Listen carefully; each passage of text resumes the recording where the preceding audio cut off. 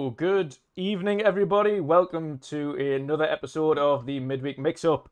And this week we have a special guest, Darge Knight, and fingers crossed, still later on, of course, we have Dealer Gaming jumping in. At the moment, he has network issues, and he's waiting for his network provider to get that sorted. Could be any minute, so obviously he will jump in as and when he can. Other than that, we have our regular panel here with Hertog Vin, Shomberlon, Boxenberger, and CJ Grannell. Erwin is taking this week off, but we will see him again next week. But first of all, let's get started with the introductions, and we will start with our special guest. That is Darge Knight himself. How are you doing today, brother? What you been up to? Oh, I've just been running around like a nutcase at work and everything. I literally got in about, about half hour or so ago, quickly got readied up. So, yeah, other than that, mate, Flight Sim, Death's Door, it's pretty much about all I've been doing, really. Yeah, so, yeah, not too much, mate. I'm enjoying these games, though, definitely. Sweet. Awesome stuff, awesome stuff. And to our regular panel, we will start from the ground up. First of all, Mr. Grannell, how are you doing today, brother? What you been up to? Really good, thank you, mate. Busy with work as always. Obviously, those who know, we were business work in football clubs, and there's lots of pre-season friendlies, and then season starting soon and stuff. So it's all hands to the pump at the moment. But other than that, when I've been getting a break of an evening, I've been playing Death's Door, like my game of the year so far. Absolutely love it. And then obviously Flight Sim from yesterday. Few little issues, but we'll go into them in a bit. And that's it, really. Just fleeting between those two, and a little bit of Call of Duty Modern Warfare, actually. Team deathmatch with Darge and Dealer, which has been frustrating and interesting at the same time. But yeah, that's me. Looking forward to the show. So. Awesome stuff, awesome stuff. Next up, Archie Boxenberger. How are you doing today, brother? What you been up to?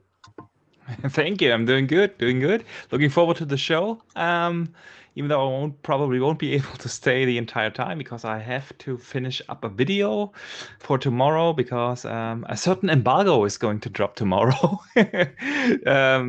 3 p.m. German time, and I have to finish that video up today. So yeah, I've been playing that game obviously, and also jumped in the Flight Simulator. Really stunned by how good that game looks and actually how approachable it is. I was a little bit scared. I haven't played a Flight Simulator game in 25 years now or something like that. So I was a little bit afraid. Is it approachable for casual gamers? But to be honest, it's awesome. These discovery tools are amazing to just fly around. It's so relaxing. Fantastic game. I also checked out Death's Door. I'm only 2 hours in now, but a fun game. I'll definitely finish that up in the next weeks. Yeah, that's mainly what I've been up to. Awesome stuff, awesome stuff. I'm looking forward to seeing that video tomorrow. Thank you. Definitely. I'll probably end up watching that video before I actually get to play that particular game myself, so it'll be very interesting. I was a little bit surprised that the embargo actually drops the same day, when it is out. I don't know when the game will be exactly available tomorrow, when the start date is, but I assume it will be after the reviews come out. Yeah, I think so. We'll, but yeah, nonetheless, I'm looking forward to it. I'm looking forward to your review as well. So. Thank you. Bring it on. Next up, Shomberlon. How are you doing today, brother? What you been up to? Other than your general working, boring stuff, so I won't go too much into that. Your work might be boring. Mine isn't. Really? Really? Yeah, really. I'll give you my job for the day. Yeah. Well, you're the one who just said it was boring, so. You're like, oh, it's not that boring. Yeah, it is. But other than that, I've been playing a bit of Apex, a bit of Black Ops, and of course Flight Sim, like everybody else. Sweet. Which I've been trying to do the tutorials and the takeoff and landing one. I've got A's for all but the last two, and I just can't get anywhere near A for the last two of them. Are they like really short runways or something? No, it's takeoff and landing, and it's like keeping like it wants you to keep 65 knots here, 70 knots here, keep a height of a certain height. I think it's like 6,000 feet, and just trying to keep everything together at the same time is well hard. Yeah. I think it would probably it might be a little bit easier as well with a like Chris has the HOTAS joystick, which we'll obviously speak about in a bit as well. I think it might be a bit easier, but having more access to the throttle and things like that than you do on a controller. Because obviously on a controller you've just got A and B. That's it. Yeah, well that's it. The Tap A, tap B, up down, and just trying to level off is it's not great. Yeah. Sweet stuff. Next up, Patcha, how are you doing today, brother? And what you been up to? I'm doing good. Got my second shot today, so my arm is a little bit sore, but it's all good. I felt a little bit nauseous this morning, but it's all right now. So, what I've been up to, flight sim, of course.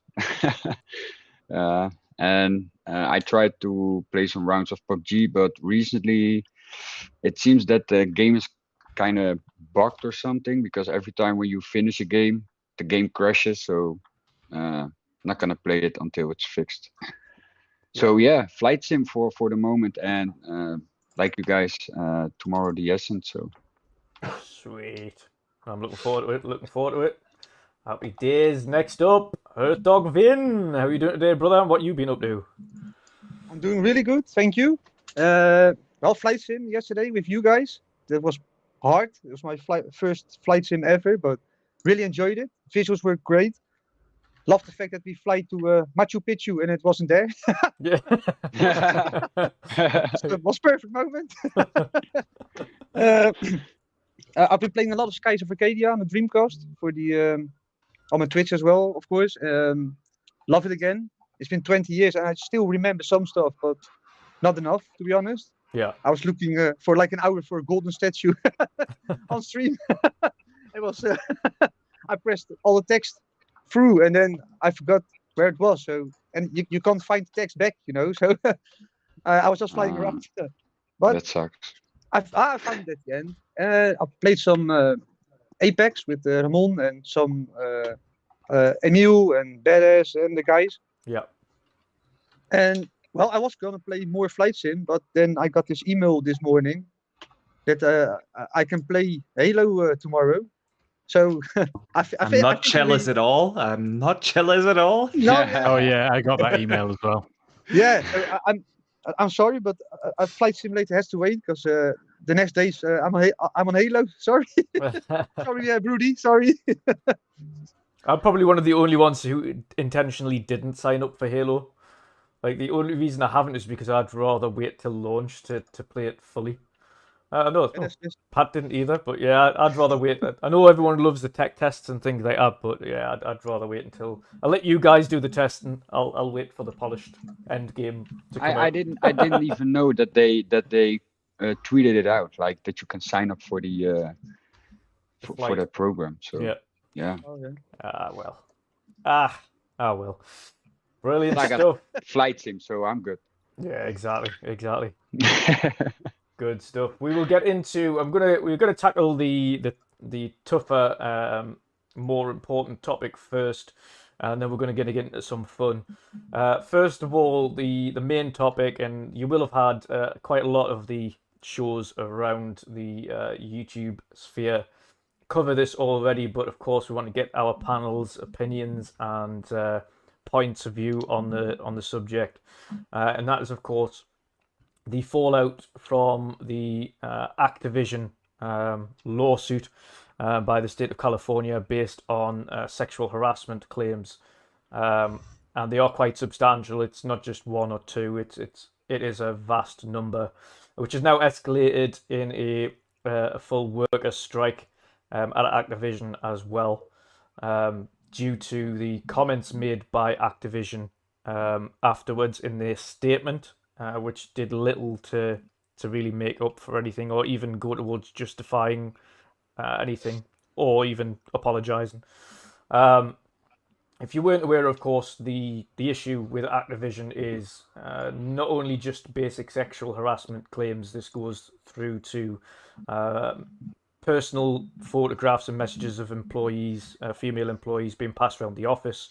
It goes to allegations of rape. It goes to one woman allegedly committing suicide due to sexual harassment and things being passed around the office. It is extremely serious, and unfortunately, like I say, Activision's comments afterwards have done little to really kind of go anywhere into making up for any of the issues or trying to resolve any of those issues. First of all, I want to kind of put this question to Darge, our guest. Darge, what do you make on the entire, and unfortunately, after the Activision news came out and the fallout from that, we've seen a number of employees from around the industry, from the likes of Insomniac, etc., also start to open up. It seems like it's an issue that is still extremely prevalent in the gaming sphere, and very much in the gaming sphere at the moment. What do you make on everything that's happened over this last week following the Activision fallout? I mean, I'll be like really short with this because Yep. I've seen it and I've heard about it all, and like you say, more people coming forward and talking about their events and stuff like that. It's not on, like, obviously it ain't on at all, and you know, like Activision, for argument's sake, and like Ubisoft, they're like nonchalant sort of attitude towards it is unsurprising. I mean, the you know, like these come like Bobby Kotick, for a start, is like, he's the epitome of a, well, I ain't gonna start swearing and that, but he's like, he's a piece of work, you know. Yeah. And like, you know, what do you expect? But on the other side of it, like, obviously we're invested in the gaming in the gaming industry, Yeah. and it's prevalent there, but obviously it's clearly prevalent everywhere. You know, Yeah. people with power, like especially Activision as well. Like, you can imagine sort of heads of certain areas and that will feel like gods, and within that corporation they'll feel untouchable. Yeah. And they flex on their power. But yeah, look, that's all I've really got to say about it. It's happening in all industries and all walks of life. That sort of stuff's happening. It's just unacceptable. But we'll wait and see what sort of action comes of it. Yeah, most definitely. Next up, I'm going to put this through to Chris, because obviously, Chris, you've worked within gaming studios, obviously prevalent gaming studios, especially within Sony, and obviously seeing that news that an employee from Insomniac, or employees from Insomniac, have also came out and kind of put these claims forward. I mean, what are your thoughts on everything that has come to light so far regarding it? I know with the Ubisoft thing a while back, as much as it was it was sexual harassment. That was, I think, this at that time, that sexual harassment was more to do with sexist treatment of female staff, and kind of sort of belittling them and make them feel a little bit less worth than male staff. Whereas this seems a lot more to do with actual sexual harassment now, and it's a far more serious allegation than what it was for Ubisoft at the time. What are your thoughts on the whole situation? Yeah, I think, I mean, it's not acceptable in any industry, and I think this kind of, Ubisoft tried to come out and address it and say they were going to change. They were obviously going to try and change the ways and put some systems in place, etc. I'm not sure whether anyone kind of believes that's being done in any substantial way. Obviously, the Activision Blizzard stuff is just, disgusting and shocking when you read through some of the papers. And I think there's been obviously a strike and a walkout today, which is warranted. I think the response from Bobby and senior staff and stuff was just, there were two things really. It was kind of so delayed, it was untrue. Then the original response was just unacceptable. Then it was followed up with a second response once share prices started to drop, which was a bit more, oh, we issued the wrong response, sorry, or whatever. And I think for me, the first response is is the like truth telling response, where it was almost kind of brushed aside, and it was it was a bit being exaggerated, and we tried to work with the with Californian government and this, that, the other, and it was clearly bollocks. And there's a lot of people that have come out and striked and said their piece. The one thing I can say is that in Studio Liverpool, Guerrilla Games, Sony Paris, and all these other studios that I kind of spent time in, none of that kind of existed. I think it was kind of, there was a big drive to try and get more females into the industry, and those females who were in those studios, very well respected. They were like great part of the team, senior management. There was a good mix. So I can honestly hold my hand up and say I didn't witness any of it, in my time at Sony and the 14, 15 years there across the numerous studios. So obviously a bit surprised.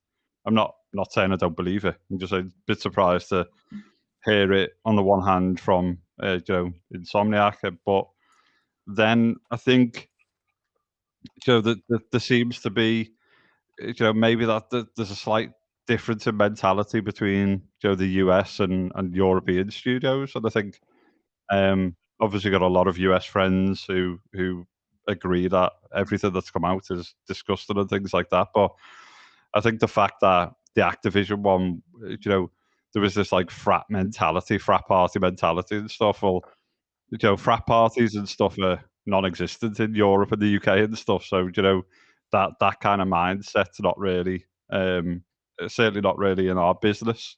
You obviously have we have banter and things like that, but even the banter didn't even stray to those heights. And I think females within Grilla, within senior positions in Sony Liverpool and London, etc.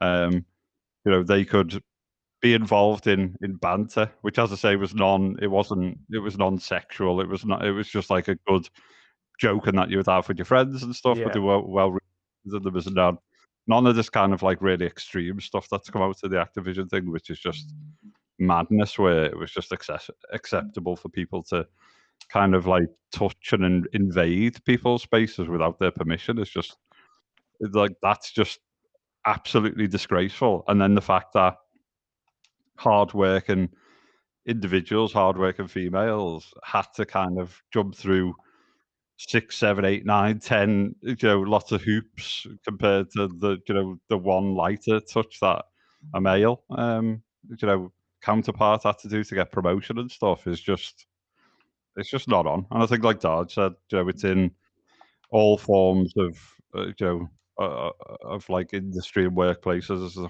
and stuff like that. And I think everyone should support those that are affected. And I think, the strike and the walkout or whatever, the protest outside Activision Blizzard will speak volumes, because it won't just emanate in the social circles. It'll be there on the streets for the public to see, and then the public will wonder what the hell's going on. And I think that's what started to kind of affect share prices and stuff like that. But I think that's all I can say on the matter, really. Yeah, no, it's brilliant. Great point. Shom, pretty much the same to you, but I also want to kind of hear your thoughts on what can potentially be done then on not just Blizzard's side, but in the gaming, because of course we know it's happening in every sector. Of course, there is still sexual harassment. There's sexist and homophobic and racist kind of things going on in every sector, and obviously it all needs ironed out. I think specifically within the gaming sector, though, trying to get women more involved in game development and gaming throughout the years has been a big push, and something like this is a big setback for the gaming sector specifically, to try and drive more females into game development, especially when they see news of sexual harassment and things like that kind of being very prevalent within it still. Also, again, one of the things that I personally believe as well is it is a case of we're trying to drive to be more accessible and be more open in the gaming community, kind of really growing as a unit. and that includes for developers. What do you think can be done to kind of rectify these issues specifically within not only Activision, but of course now we've seen several Activision, Ubisoft. Is there any kind of legal recourse that should be done, or anything that they could do to try and kind of ensure this never happens or iron it out specifically? Yeah, why don't you give me an easy question? It's incredibly hard. I mean, there's so many things in place that I don't think are working. I mean, when you see sports games, football games, you see people taking a knee before football games, which I understand and I support the notion behind it, but what does it actually achieve? I mean, look at the state of the England fans during the Euros. Absolutely disgusting, and it does nothing. You know what I mean? You can take the knee all you want, but you get 3 black players miss penalties, and then the racism comes out, and it's done nothing. And then when you put that into the gaming industry with both racism, sexism, things like that, there's not really anything in place that's even remotely like taking a knee, let alone solving the problems of what actually needs to be done. I think there needs to be. I think people like Bobby Kotick and what's his name? Guillermo, Guillermo, the Ubisoft guy. Guillermo. Yeah. I mean, he hasn't said anything. He hasn't said anything about Ubisoft. You know, he's been silent. It's almost like he's just a figurehead, and there's other people running his company. But you need these people to. I don't care if they're the hottest talent at the studio. Fire them. If that's what they're doing, fire them. The only way I can think of you can actually make a difference is if you start making bold moves and you fire people, and basically the gaming industry blacklists these people and saying, no, we don't want this type of behavior. We don't want these people doing that kind of thing. And I think, and I know people don't like this this outlet, but IGN had 2 members of staff that were in higher ranks. It was I think it was Steve Butts and someone else, and I can't think of who it was. And IGN apparently was rife with similar kind of things. There was a member of staff, I don't know his name, and I probably wouldn't say it even if I did, because I don't know. I don't think people should dogpile on him because he's now gone from the company. But he had multiple reports of acting inappropriate to the point that the manager was like, yeah, you're not in the same room as this woman. But why should it get to that point where they say you're not allowed in the same room? Just fire him. If he's obviously doing something inappropriate to be in that position.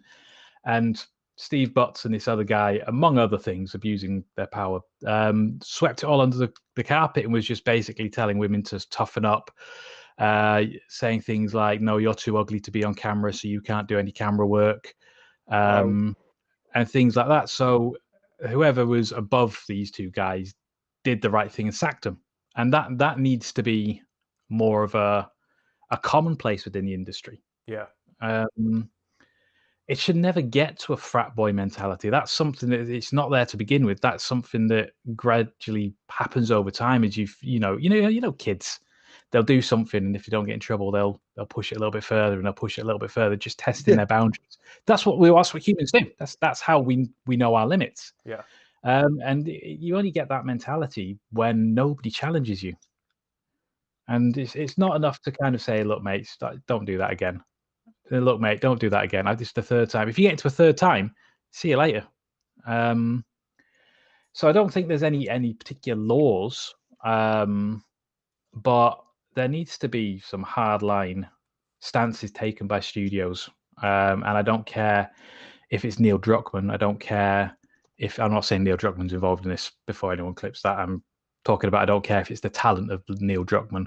If he's acting inappropriate, then he deserves to be kicked out of Naughty Dog, and then not in, people don't hire him. And to that point as well, to your point right there, in the movie industry, we've seen it happen to the biggest and most high profile kind of actors, primarily and most recently Johnny Depp, with the accusations from his ex-partner, Amber Heard, who accused him, that's of a whole course. different argument. Yeah, but at the same time, he was completely blacklisted from the industry. Like, if something like that happens, even a simple accusation, it's that you're blacklisted, you've got no more work. And it's unfair because, of course, that accusation, but the same should apply to those who are actually guilty of these things. Like, they shouldn't be allowed to continue. I don't think you should be blacklisted off an accusation. No, not an accusation, but if for guilty members, should I say? Yeah, if there's been a full investigation, I think investigations should be third party. They shouldn't be in house. Yeah, 100%. Because then there's bias. I think they should be exactly, yeah. But if it comes at you've got substantial evidence, then yeah, you should go. I mean, it is hard when it's a he said she said situation. That's in any case, even in law, that's really hard to prove. Yeah. But if the evidence is there, which in Activision's case is, and it's substantial. It's there, yeah. It's not a he said she said. Even with the poor girl that lost her life, it's not a case of it could have been that. No, it was that. I'm not going to go into details. You can read it, but of course, when you find out what she had to deal with on that work trip. And that's probably wasn't just a work trip. That was like the long period. The straw that broke the neck. Yeah, and it's unforgivable. You know what I mean? It's like we're all humans. Why do these people put themselves above other people? Just because of you are born a way that is different to somebody else. You have different genitalia. That's basically what it comes down to. Yeah. It's something beyond it's something beyond your control. Yeah. 100%. Archie, would you think? I mean, obviously, following, and I'm not going to continue to ask everybody the same opinions because I think everyone's got pretty much the same opinions on the matter. It is abhorrent. It shouldn't still be happening in the community. It shouldn't still be happening in the world, should we say? But of course, that it's not an easy fix, and it's not overnight because, of course, these behaviours are kind of bred into some of these people, and it's hard to iron these things out permanently without actual recourse. But given the circumstances and given the should we say the extremely poor responses by some of these industry leaders, these bosses in charge of these mega corporations, do you think they should be the ones that ultimately pay the price and be removed by their boards respectively for their negligence? Let me put it this way. The guy makes a bonus of $154 million per year for managing this company. And when you get this kind of salary, you are responsible for what happens in your company. Yeah. And I work in a company that has 280,000 employees worldwide. And we have a zero tolerance policy for that. And our board of management put in institutions in the company that protects people from sexual harassment, from racial discrimination or whatever. There are countermeasures to that. And you, as the CEO of your company, are responsible for that. Your job is not to just make $150 million each year. And of course, he has to go. It's unacceptable that he allows something like that to happen in his company. There are systems in place in bigger companies that really protect the workforce from doing that. That doesn't mean that this doesn't happen, but if something happens, there are certain measurements in place where people, for instance, we have this system. If you get harassed or have the feeling for discrimination, you have a independent company that you can call. You can report your case, and they will start some sort of internal investigation. And if anything is remotely true to that, you're automatically protected from getting ramifications or getting fired or anything. there are measurements in place that this doesn't happen, and well, he failed. And it doesn't matter if he didn't know what is happening underneath him, or if he just looked the other way. Either way, it was his responsibility. That comes with the job. So yeah, I think his answer was pretty clear when the entire thing came out. He and his team of lawyers decided to make the statement. That's paraphrasing now, or no, I'm not paraphrasing. I'm putting it out like it came across. Well, it's bullshit. These accusations are bullshit. That's what he said in the beginning. And now when the stocks dropped, and thousands of employees signed that open letter where they said just that this response of the company is unacceptable. Then he suddenly comes out and puts out not even an apology, but a letter of intent that this won't happen again. That's too little, too late.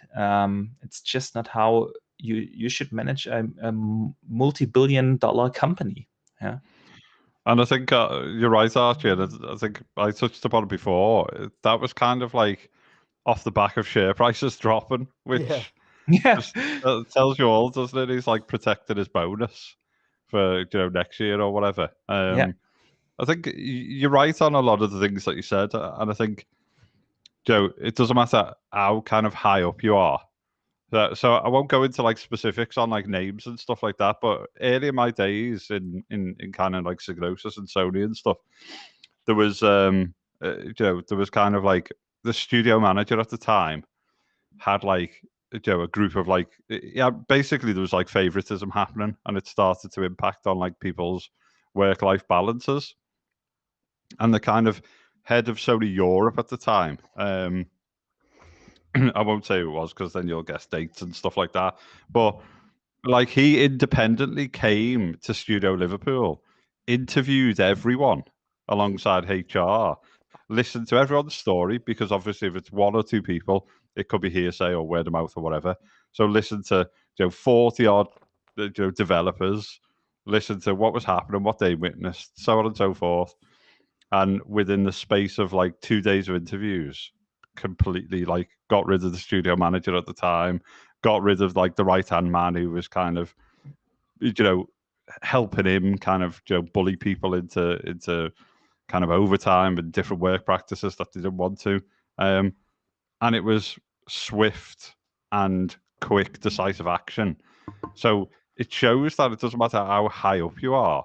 You're right, it is your responsibility. Bobby can't turn around and go, this is a huge organization and it's kind of happened on the floor and I didn't see it because of X, Y, and Z, because that stuff gets fed back. And people can react in the right way, make a change, and the studio was great.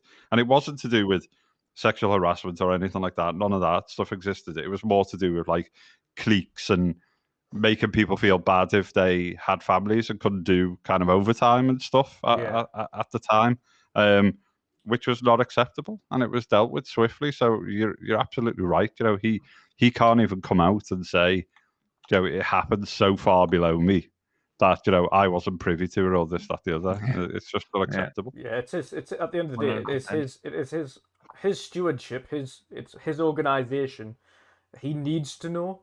And unfortunately, I've mentioned on Boom Show as well, I've worked for an organization, not anywhere near the size of where Archie works, but worked for an organization that had 1,500 staff. It was a PLC, it was international. And that CEO was just as clueless as to what was going on the ground as anybody. It was ridiculous. Basically they've got these shields in front of them, and a lot of CEOs have these shields these days, and that needs to disappear. These particular shields are their PA and their higher management, as well as their own HR department, who are kind of protecting the CEO from finding out what is actually happening underneath him. And as long as they're giving him figures and revenue numbers and reports that suggest things are going well, they think they can just hide it from him. But at the end of the day, the CEO's job is to ask what's going on, what is happening with the staff, go down and walk among the staff and actually see what's going on and understand how the company works. Because how can you grow as a company and how can you actually progress as a company if there is such a disconnect between the two? So, in my opinion, the comments from him and his team of lawyers, which is abhorrent to say the least, that he would run to a team of lawyers to write up a statement first and foremost, not just write a personal statement regarding it. I think a personal statement would have been a little bit better. Should he have kind of done that and then kind of a further legal statement to come out after that? But I don't even think his staff got a personal statement internally regarding that first, and I'm sure we would have heard about it if they did. It's like you say, it's on his own back, and like the same for Yves Guillemot at Ubisoft, exactly the same thing. Such a disconnect from his actual working staff that he just doesn't understand what's going on, and at the same time doesn't care by the sounds of things, as long as things are just taken over. Pat, Vin, have you got anything to add to this particular subject before we get into the lighter topics? Not me. I think I don't. I can't say it better than Shomberlon and Chris did. So yeah, it's terrible. I'm lucky. I'm in in a business where we have a union which is very big in Holland, and I'm lucky with that. And I think I hope every section, every business will someday have that kind of manpower in the union. Yeah. So stuff like this won't happen again. That's the only thing. And I can't say it better than Chris and Shomberlon did. Sorry. No, that's fine. That's brilliant. No problem. Well, thanks everybody for giving their opinions on the subject. Again, it is a tough one, and it's certainly not an easy fix. Personally, though, I do believe it starts at the top. It was on their watch, and I think they need to do the honourable thing at this point. The only honourable thing left. Step down, let somebody else take the reins and try to fix the mess that has been left behind with that particular workforce, because there's obviously still a lot of bad apples working within those companies that need to be ironed out and either removed or sanctioned heavily, depending on the severity of the things against them.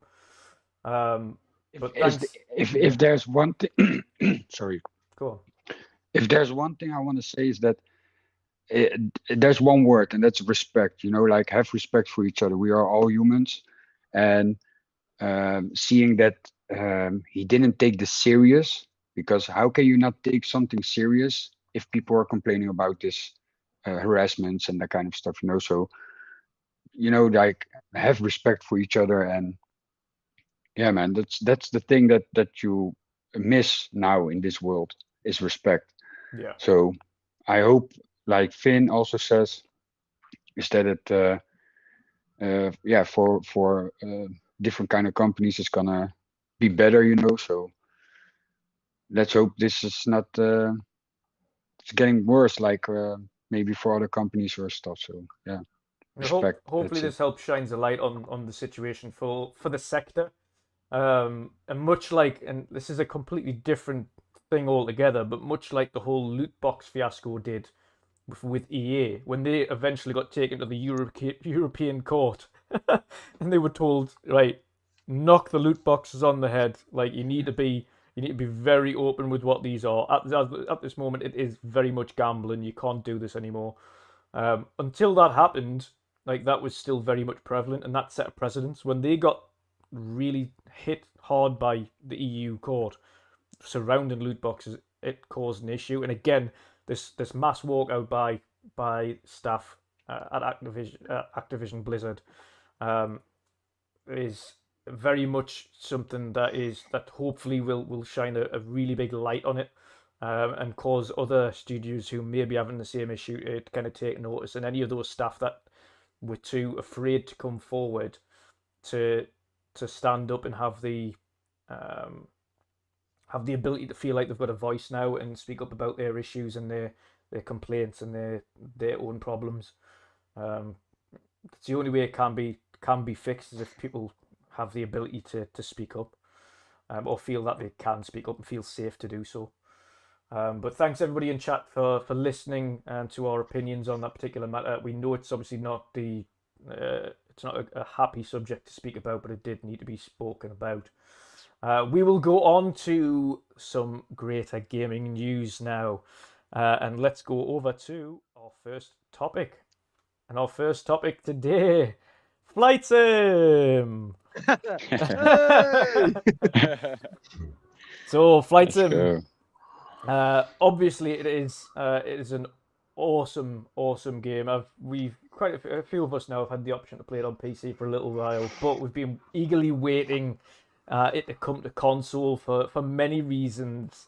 And that's to be able to sit back in front of a giant TV and play it, not just on a PC. Being able to lounge back in a chair and play it that way, and also optimistic about how the performance will be when it does actually come to console.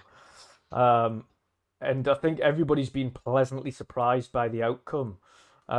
First of all, personally, I'm absolutely over the moon. Like, to give everybody an idea, I have a 1080 Ti. I have 32 gig of RAM. And my 1080 Ti is the 6 gig model, so it's not the best, but it's not the obviously it's definitely not up to date, but it's not the worst card either. And of course I've got an 8th Gen i7, so a little bit on the older side on my PC specs there. But in terms of its performance, it was 1080p, around about 30 frames, and medium settings, give or take. It's safe to say that the Series X version of this is far and above beyond that. We're talking, it is running 4K. It is also running close to 60, or anywhere between 30 and 60 frames. On a game like this, however, people need to really bear this in mind.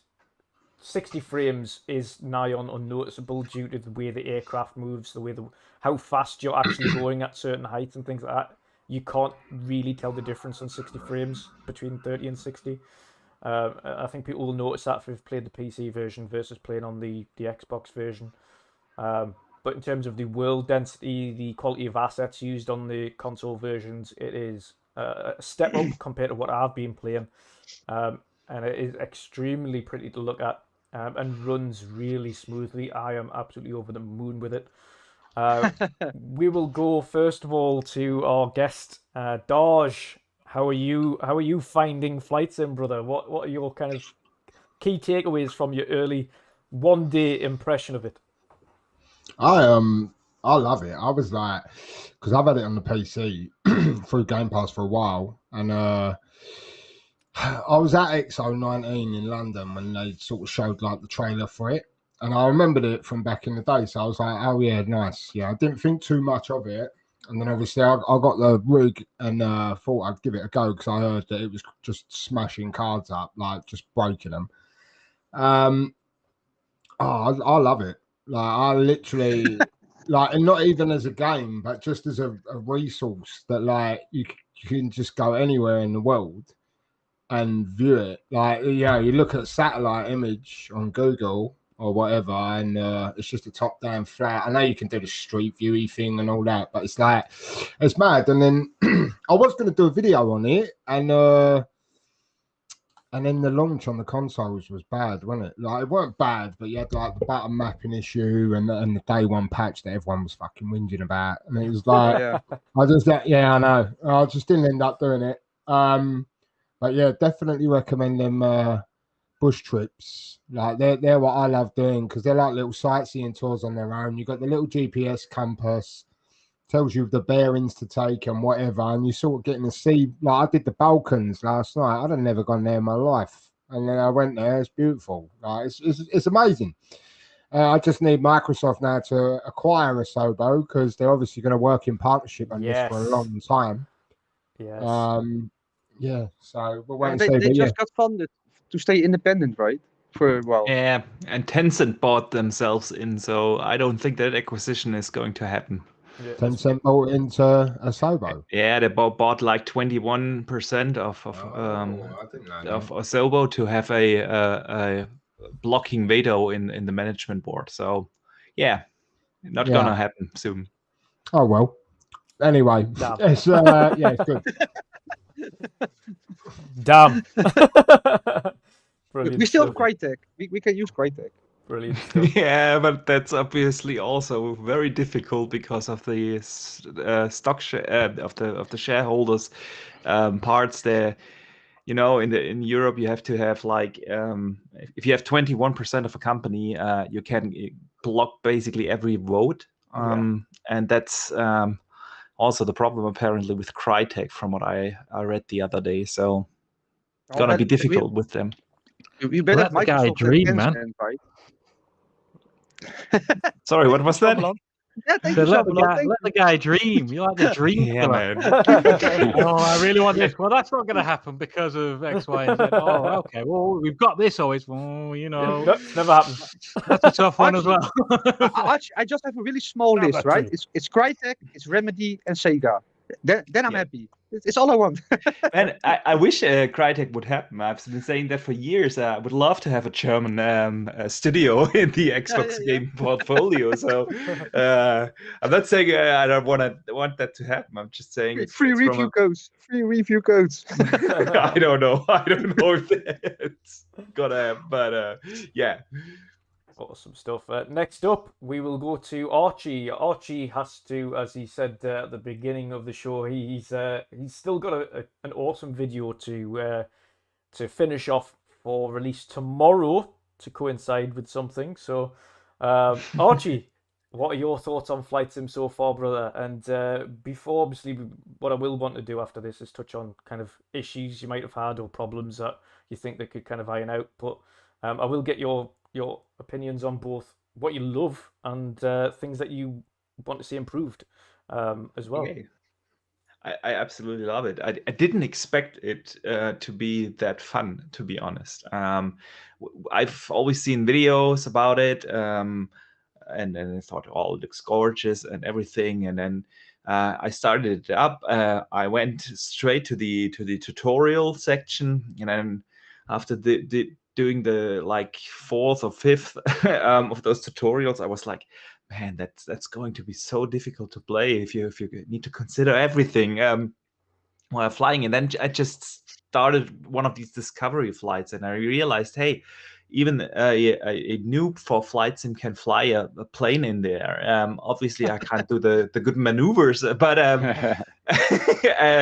learning now, and it's really fun because you can really train on the job, and it's drop that gorgeous. It's really impressive what they did with their technology. It's insanely good looking. So I booted it also up on my PC, and I have I have a brand new PC. I've just built it 2 weeks ago. So I have a Ryzen 7 580 X, and I have a RTX 3080 in it. So I can run the game at ultra settings on my PC, and I just recorded some clips on the Xbox. I just recorded a couple of clips here on my PC, and to be honest, I really didn't notice any major differences in between the two when I put them side by side.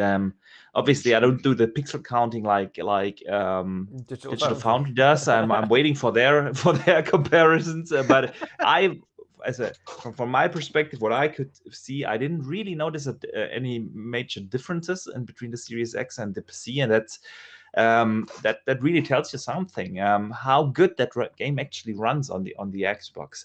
The music is awesome. It's just so calming. It's a perfect game to play while working from home. I can tell you that I will be spending many hours working in parallel when I'm in these super boring Skype or team calls. So yeah, I love it. I really do. I have only one complaint, to be honest, and that's a proper photo mode is missing, and I wish there was some sort of shortcut when you want to turn off the HUD, because you always have to go in the menu, and the plane is continuing to fly, and then there is I know, Vin. I mean, no, there is the capture button, and I love that button. But I don't want to have the HUD in there. And Yeah. it was really hard to capture proper screenshots and do. I would love to do some. Record some clips without all the HUD in the screen. So that's just me being a content creator and wanting to have that clean image. But yeah, the game is really good. It's I just flew over my house today. I love it. Yeah. It's one of the basic things everybody does, isn't it? It's like, right, first over the house. I think someone tweeted it at me. I didn't fact check it, but apparently there's a statistic that 98% of the flight simulator gamers tried that within the first hour of the game to fly over their home. I can 100% imagine that, because everyone wants to see the house from above. Yeah. Yeah, mate. Especially, you've got to think as well, there's a lot of people that have never seen their house from above because some flight paths don't go over your house, so you might not have ever seen it from that particular perspective. So it's always cool to kind of see how things look in that instance. Yeah, it was really fun to see actually when you fly in and all the smaller villages around my city, and then we are living close to a big forest, and then you fly over the forest, and suddenly your city comes up, and there's one main building that really stands out, and you can see it from a distance, and then it's just awesome. Yeah, I love it. Awesome stuff. Next up, Mr. CJ Grannell. You, my friend, are the only one here, I do believe, with a Thrustmaster HOTAS 1 and able to play with a joystick and throttle. So how are you finding the game then after initial issues like myself? Yeah, really good. I mean, obviously technical showpiece. Been fortunate enough to play it on PC. And then, yeah, so I think the issue I had is basically if you've played it on PC, your profile could get carried across from the cloud. And I think as it gets pulled across, it thinks like there's a keyboard and other input mechanisms plugged in. And then you don't get the kind of cursor as you move it around. So you basically have to sacrifice your profile, essentially. So you delete your profile locally.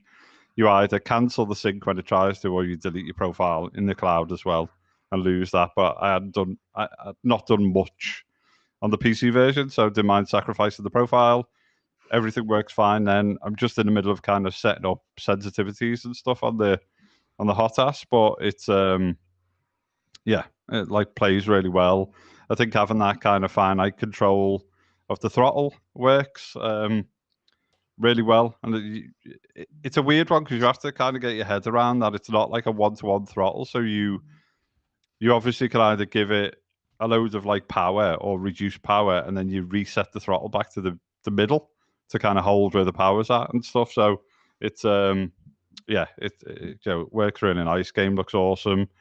I think it's pretty much a solid 30 frames a second, apart from some streaming situations in big cities, I think, just on the outskirts, and then it sorts itself out. And then there's a stealth uncapped mode. So if you've got 120 hertz display and you set your Xbox to 120, it goes into an uncapped frame rate, reduces it down to, I think, 1080p. It's like a 1440 output, but it's 1080p internal. I think I'm right in saying that on the uncapped version. I think the details, etc., stay the same.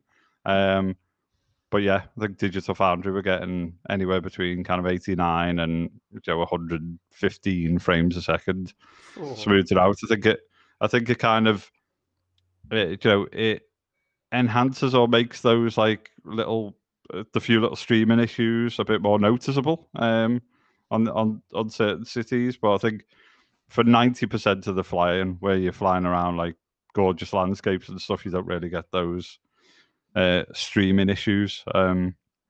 So really nice. Kind of had a little go of the multiplayer with my brother at lunch. Me and Darge tried the multiplayer or tried to just go in the same instance late last night. But I could see his play and he couldn't see mine, but it was obviously getting hammered last night. But yeah, it's really nice. I think the only other thing I wanted to add is I'm not sure Tencent have bought into Asobo Boxenberger. I think the company that bought into Asobo was Sagard New Gen, which was like it was almost like a consortium. And I think what might have happened is that they're essentially like a capital company, which I presume they manage kind of high net worths. And it wouldn't surprise me if they've tried to buy a minority stake, known full well that a Microsoft acquisition might happen, because they would get money quite quickly. But obviously, we don't know whether Microsoft's going to happen. But yeah, I certainly couldn't see anything on Tencent or whatever, but I knew about the capital. So maybe with a chance of Tencent not blocking it. Tencent are buying into like Vivendi and all of these other things at the minute. So they're throwing money around like there's no tomorrow. But maybe they'll buy. Keep doing well, Boxenberger, and you'll they might buy your YouTube channel off you as well. Make some money. Oh my god! I will look into it again. I just read it a couple of months ago, actually, and I will let you know. I will send you the link when if I find it again. If there's a link around, it'll be interesting to see it. As I say, I know that Sagard, or Sagard. New Gen was like a capital company, so I think they're based out of like New York and Paris and Canada or whatever. But I think they're like an investment firm who invest into tech and stuff. So they invest between 10 and 50 million euro. So obviously there's a lot of money knocking about. But hopefully they're not associated with Tencent, so hopefully Tencent aren't in the mix, that's for sure. Yeah, fingers crossed. Yeah, absolutely awesome. Before we continue with the flight sim discussions, we will let Archie go and get this video out so we can all marvel at it before the game releases. Brother, it's been a pleasure. Thanks let people know where they can find you and what you've got coming up. Yeah, well, you teased it already, what I've got coming up. I don't think it's a secret. I just don't know whether I'm allowed to say what I'm working on or not, but obviously there is a embargo dropping tomorrow, and I want to finish up the video. I need like 1 or 2 more hours for that, so I have to drop out now. But thanks for having me again. It's been a short but fun conversation as always, and I can't wait to be back next week. People can find me basically everywhere at Boxenberger, especially here on YouTube. Keep an eye out for that video tomorrow. Awesome stuff. As always, Rudy.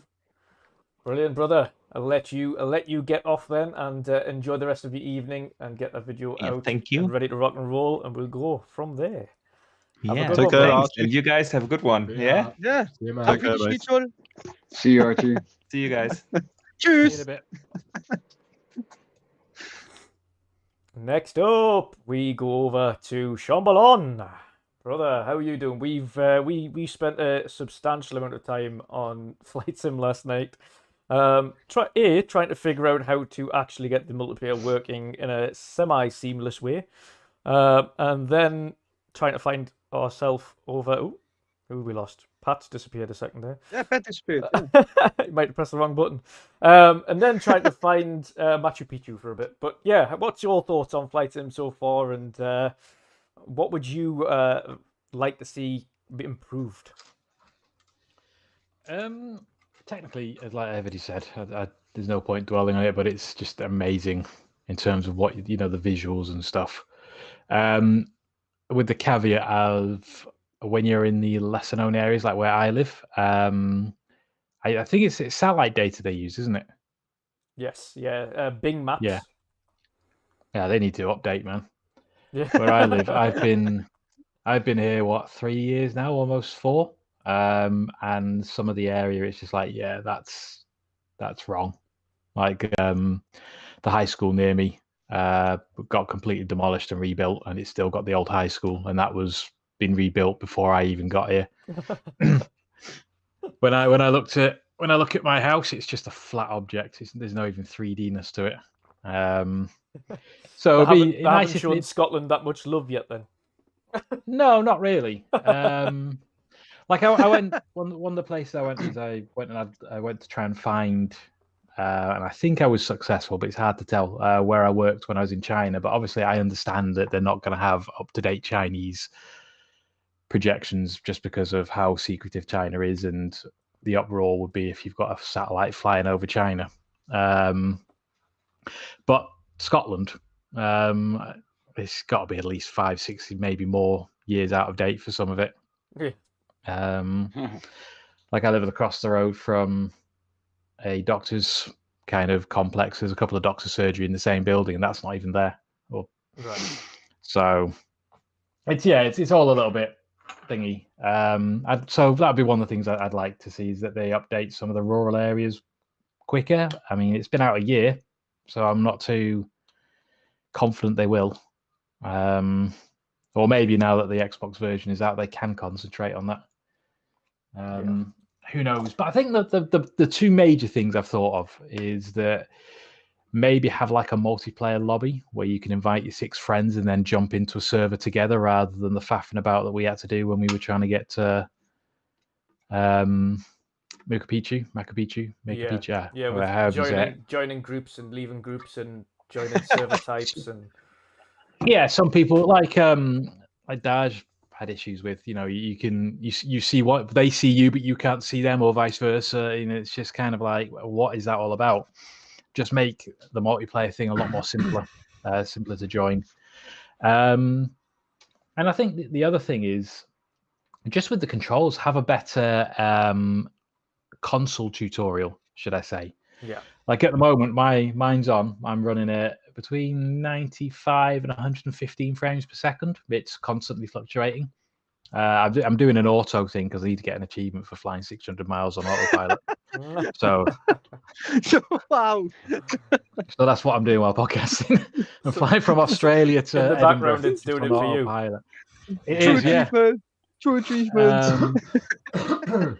But yeah, just like at the moment, I'm stuck at 191 knots, maximum airspeed of 200 in autopilot, and I don't know how to increase that in autopilot. It depends on how high you are as well, because depending on how high you are, it won't go above a certain speed. Yeah, I think it's a maximum as well, isn't it? 200. Like in that instance, I don't think the autopilot has to hit that, do they?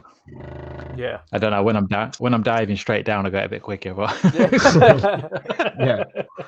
Just start going up and down. I was going, Shom, that what you was just saying about where you live and stuff like that is that on the PC? Yeah. I don't know what it's like on the PC actually. Are you talking on your console experience? Yeah. All right, because I was going to say I've been to some madness, and I've never had an issue with a flat surface. So I know, like, it's obviously the game is, compared to anything else, is super heavy reliant on bandwidth. Like if you're downloading an update or something elsewhere and the bandwidth's being used, it affects you in game. But yeah, that'd be interesting to see that, if that is flat. Because like I say, the Balkans just dead, like just trees everywhere. Flying through there, and every tree is 3D rendered, like crisp, nice looking. So I'm just saying, I'm not saying it ain't happened, but I haven't experienced that yet. It's literally just my house. Everything else around it. It's like the school's 3D. The council office is behind my house, which is like the council office behind my house is rendered differently. It's all one building, but the way it's rendered on screen is it's individual terrace houses, and that's not what it is. But it's just one long. You are right, and you're sorry. I've been on and off the camera. I've been eating. I'm like,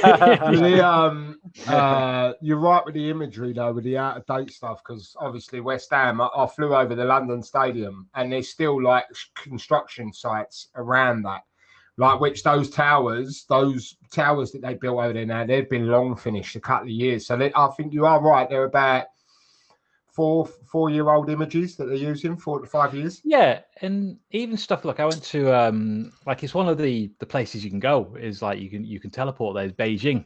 One of the things was the the Forbidden City. And I was flying around that. The Forbidden City is all 3D rendered, but if you head a little bit further out to the Summer Palace, one of the main attractions is a big high Podogo. But when you actually get there, all it's rendered is the roof just on the ground, and it's just kind of like this. These are major tourist attractions, so these aren't kind of like let's be hush hush secret. You're not giving anything away. These are well known.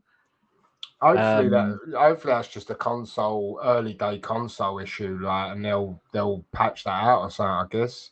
Because maybe my PC experience, I'm telling people who just play Call of Duty, and I'm going like, this game, like you can just go anywhere in the world, fast travel there, yeah, and you're viewing it like London. I've worked in London for 20 years.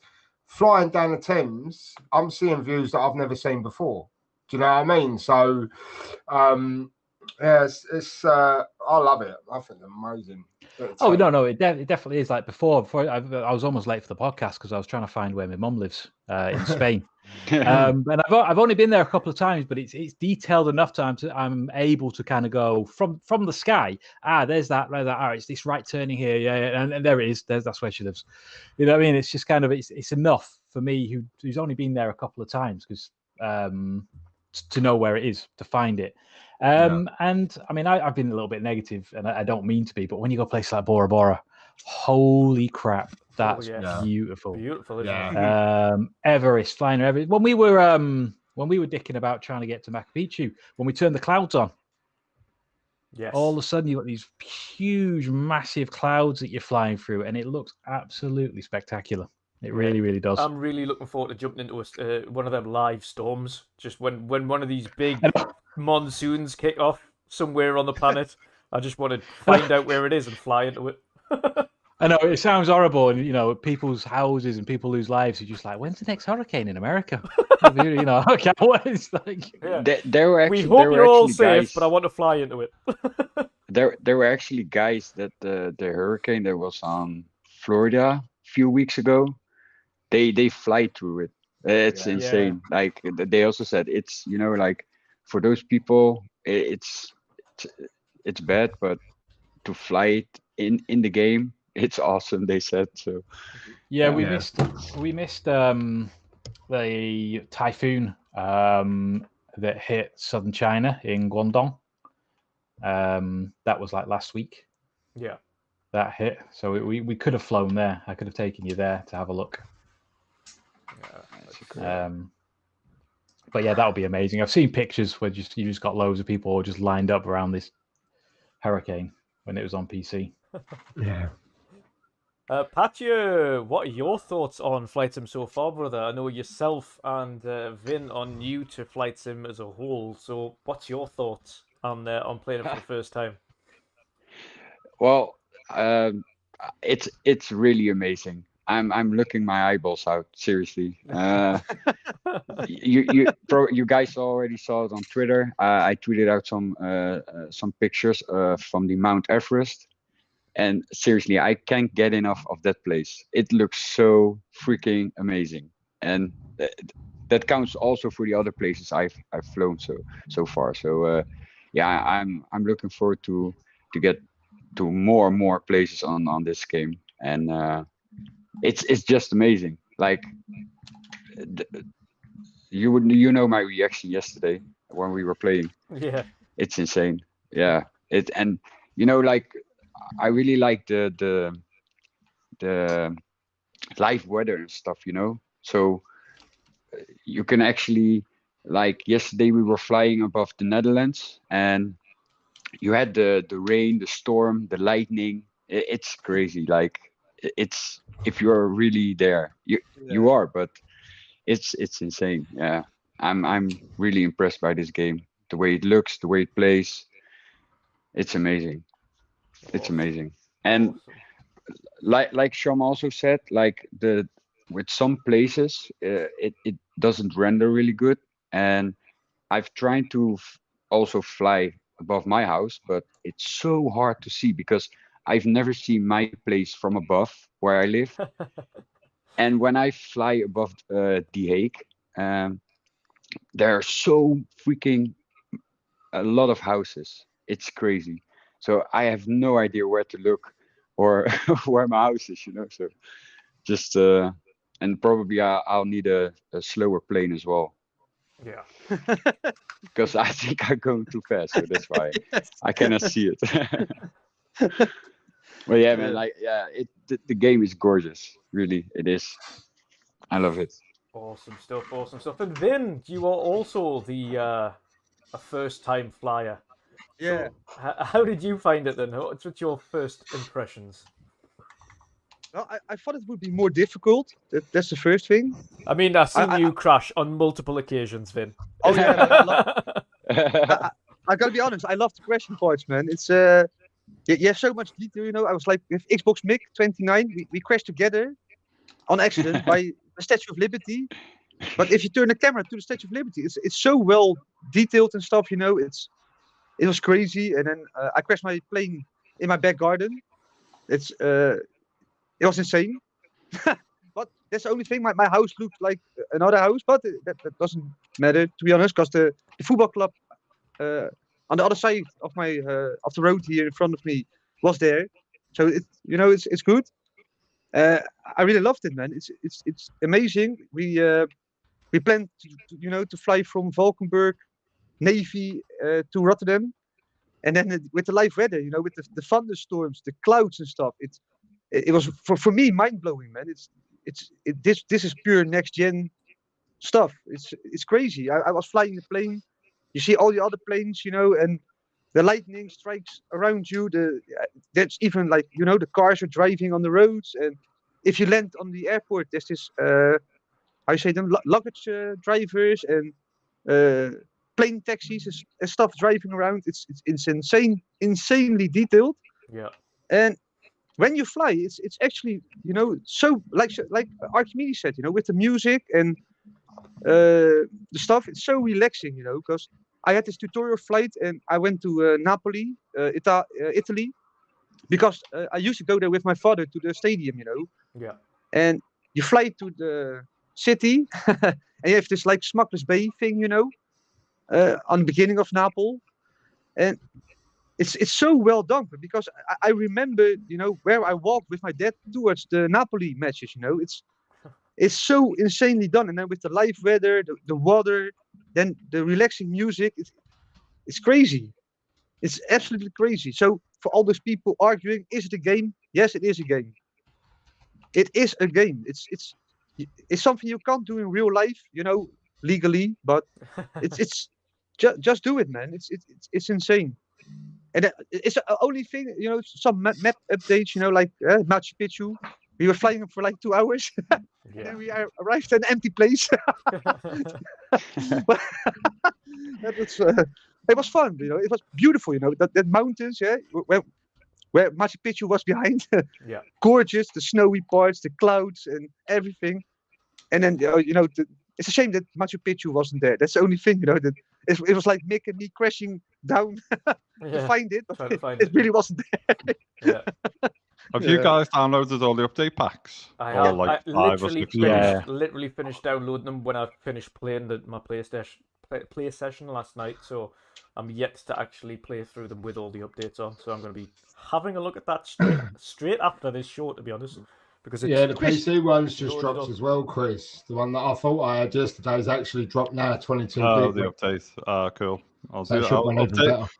Yeah, I'm going to update my PC as well, just to see what it runs like on my 1080 Ti. I think I've got like I've got like a super or overclocked one or whatever. I've got the one up from you, Drew. I think we had this conversation with me. Yeah. Yes, yeah. You've got it's a bit weird, Chris, right? Because you have this Holland update, and my work, the big coal and iron ore things are there. The cranes I operate and stuff are there. But then if you go to South America, where there is no update yet, that it's a bit weird. Some smaller regions are done, but some bigger are not. But like Shomberlon said, they should have focused more maybe on the bigger locations people around the world know, and then focus on the rest. Because I don't think Holland. I mean, I think that's what they've been doing. To be fair, I mean, when the game first came out, London didn't even have half of its landmarks. It didn't even have like London Bridge or it was a lot of the or anything. a lot of the oh fucking hell, a lot of the landmarks as well were like below. So anything on water was like below water. That like you got to like.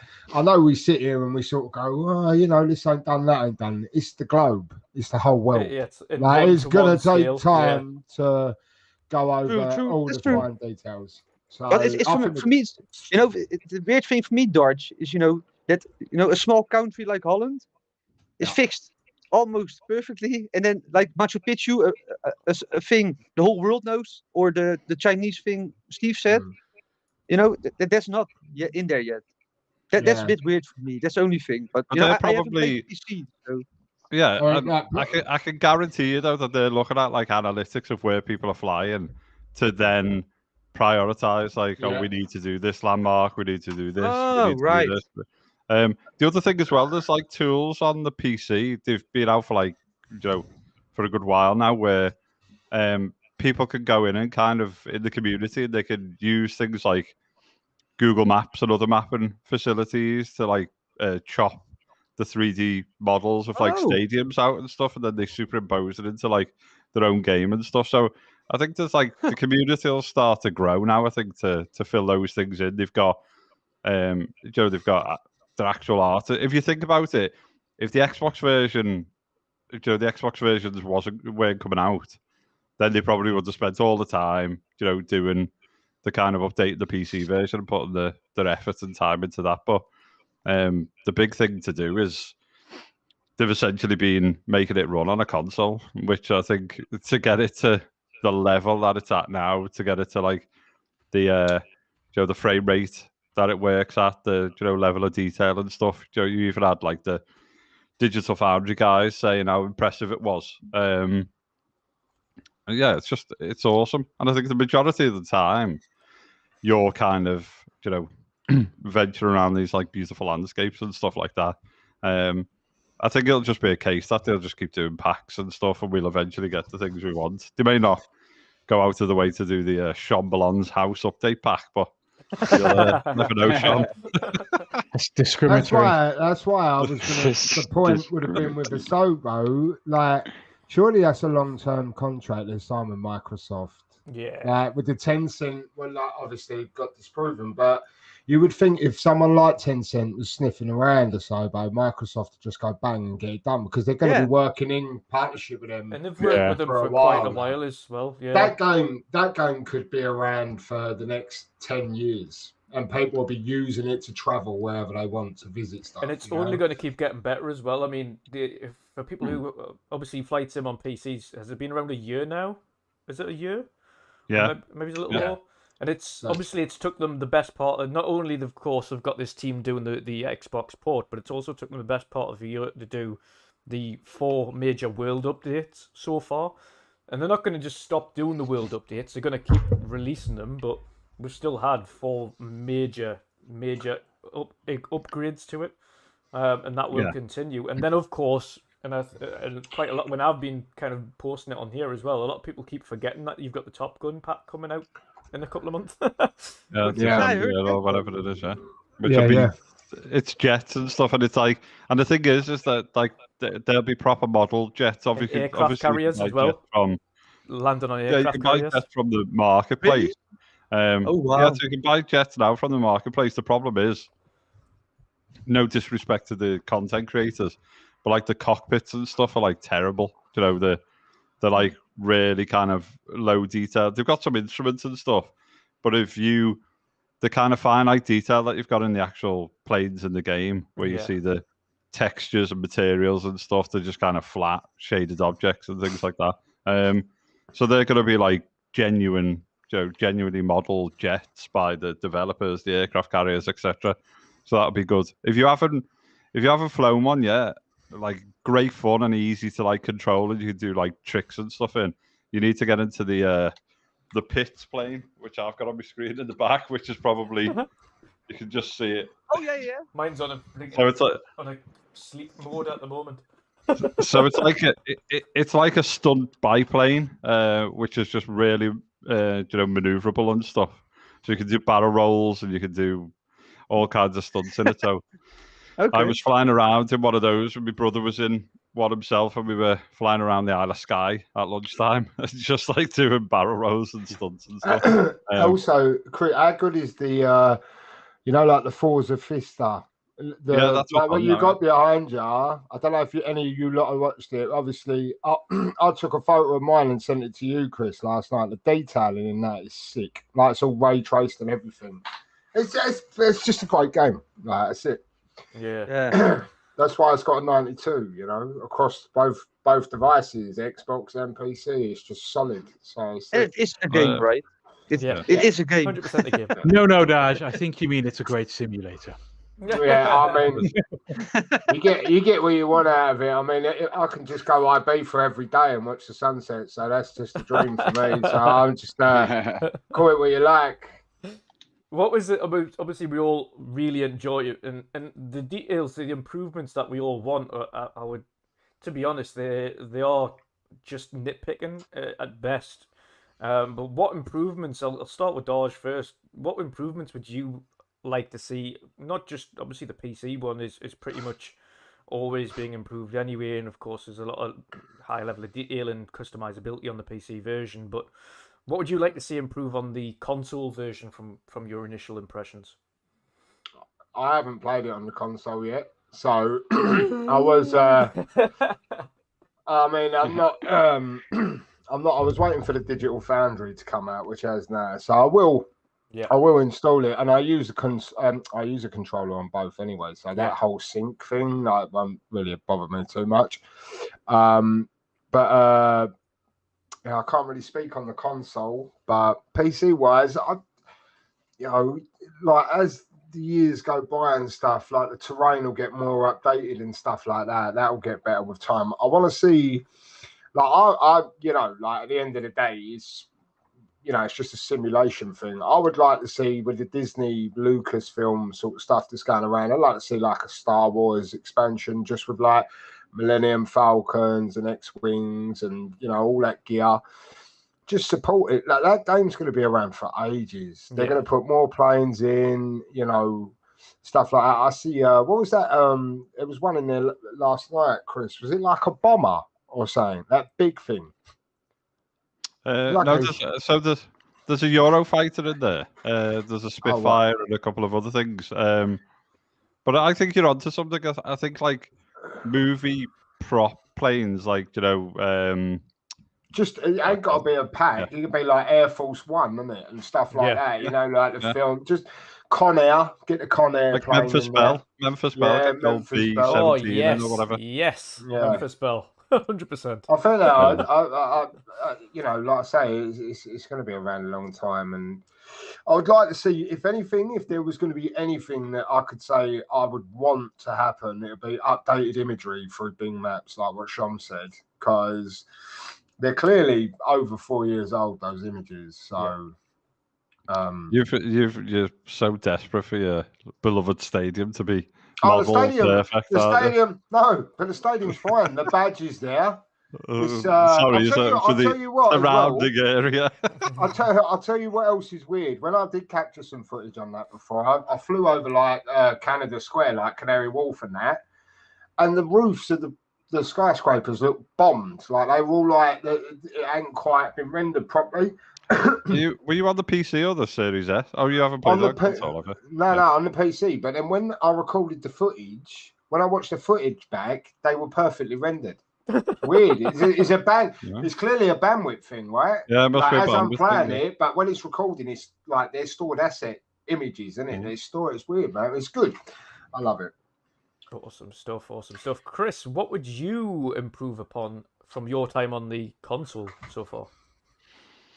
I think some of you guys touched upon it before, but I think obviously the console version will improve, no doubt. And I think I kind of understand why multiplayer is the way it is, and there is a bit more to multiplayer than meets the eye. So, and you guys may not have like jumped into it fully, but essentially, kind of when you create your little group, and then you go into like the host goes into like the world view.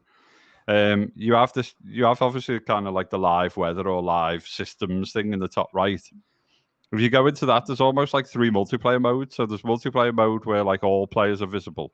Multiplayer mode where it's like a closed group. Multiplayer mode. There's another one. I can't remember what it is. I think it's friends only. Sorry. So I think it's all players around the world, friends only, or your closed group, so it gets rid of everyone else. Then there's kind of live air traffic control. There's AI air traffic control, so it's all the pre-recorded, flight routes and stuff like that. And then I think there's like no air traffic control or whatever. So I think there's all these kind of like mix and match modes, and I do think I need to find it. I do actually think there's a display setting which shows your gamer tags in the sky. So obviously, if you lose each other, because realistically, like flying a couple of planes, and then you only have to go a couple of degrees in one direction, and someone goes a couple of degrees in the other direction, and you've just become like little pin pricks in the distance. You're and you're just like, where the hell are you? So I think there is a setting which just has like the gamer tag just hovering in the sky wherever you look. We've actually found that before. Xbox Mick helped me find it. I think it's in assets or something like that in the menu, and then you can select player name on or off, and just click on. Cool, yeah. So you can at least see like the direction where someone is or whatever. That was happening to us as well last night. We were trying to see each other. We were just like, and he's gone. We can kind of see flashy lights, like really behind. Yeah. Like, it's like me and my brother at lunch. We're kind of flying in formation so close. You make like a slight adjustment, and then before you know it, there's like a little dot high or low. And because the thing's so like sensitive, you sometimes don't realize as well that a couple of 100-foot climb or drop, and you've lost all bearings, so you're kind of like, where are you and stuff like that. So I think kind of more like console friendly, like multiplayer. But I understand why the multiplayer is the way it is, and it's the same the way it is on PC. And I think because you've got all of this, like, is it live AI, live air traffic control and stuff like that. But that's not to say they can't go. If you're in your closed group and you turn this off or whatever, there's just a little bit more of an easy kind of way to get in, as Sean was saying, and then enable some kind of you could have like a little trail of like where your friend's plane's gone and stuff if you wanted to turn it on, so you can at least follow it and stuff. So I think a bit of that will probably come. And I think... just what you're saying is like having, like when you look up in the sky and you get the air trails. If you've got 6 people in there, you could assign a different color to each air trail, so you can see where each person's gone. Oh yeah, that's a good one. I think that stuff. So I think they should improve that kind of experience. I think they'll just continue to refine. It might be quite nice to have further presets for your controls. So other than kind of just default of the presets that you create, I'm not sure whether these exist on the PC already, but user, so the community could go, I've created a really nice preset for like the hot ass or whatever, download it, and someone could download it with like sensitivity settings or even the Xbox controller and stuff like that. So I think that'd be quite nice. I think on the theme of what Darge was saying before, I mean, they could be quite clever and put like famous places in. So imagine you could kind of fly over like Elm Street or like the Psycho House or these little things. So where they were supposed to be, just plonk them in and get like artists to kind of like design and make them look really good. And it could be like a Halloween special, or it could be like a Christmas special where the Home Alone house is like built properly, or Nakatomi Plaza or something, whatever it was. So you could go a bit like gamey, and do stuff like that. Just fun. Doesn't need to be in it. You can turn it off, switch it on, switch it on or whatever. Just kind of a bit of fun. But I think it's one of those. Just continue to explore it and then see how it feels and what comes out of it. But I think the experience is awesome so far, and they'll just continue to improve it, as everyone said. Yeah, most definitely. Sean, what would you from our initial playtime and your own playtime so far, what would you love to see? Not even just love to see improved, but want to see improved for the game to make that experience even better than it already is. Like I said, just easier multiplayer connections. So maybe you end up in the airport lounge, and then you can go off and the host goes off and does something. It'll come up, host is gone to LAX. Do you want to join him? A, B, or you can just go your own place, but within the same server. Yeah.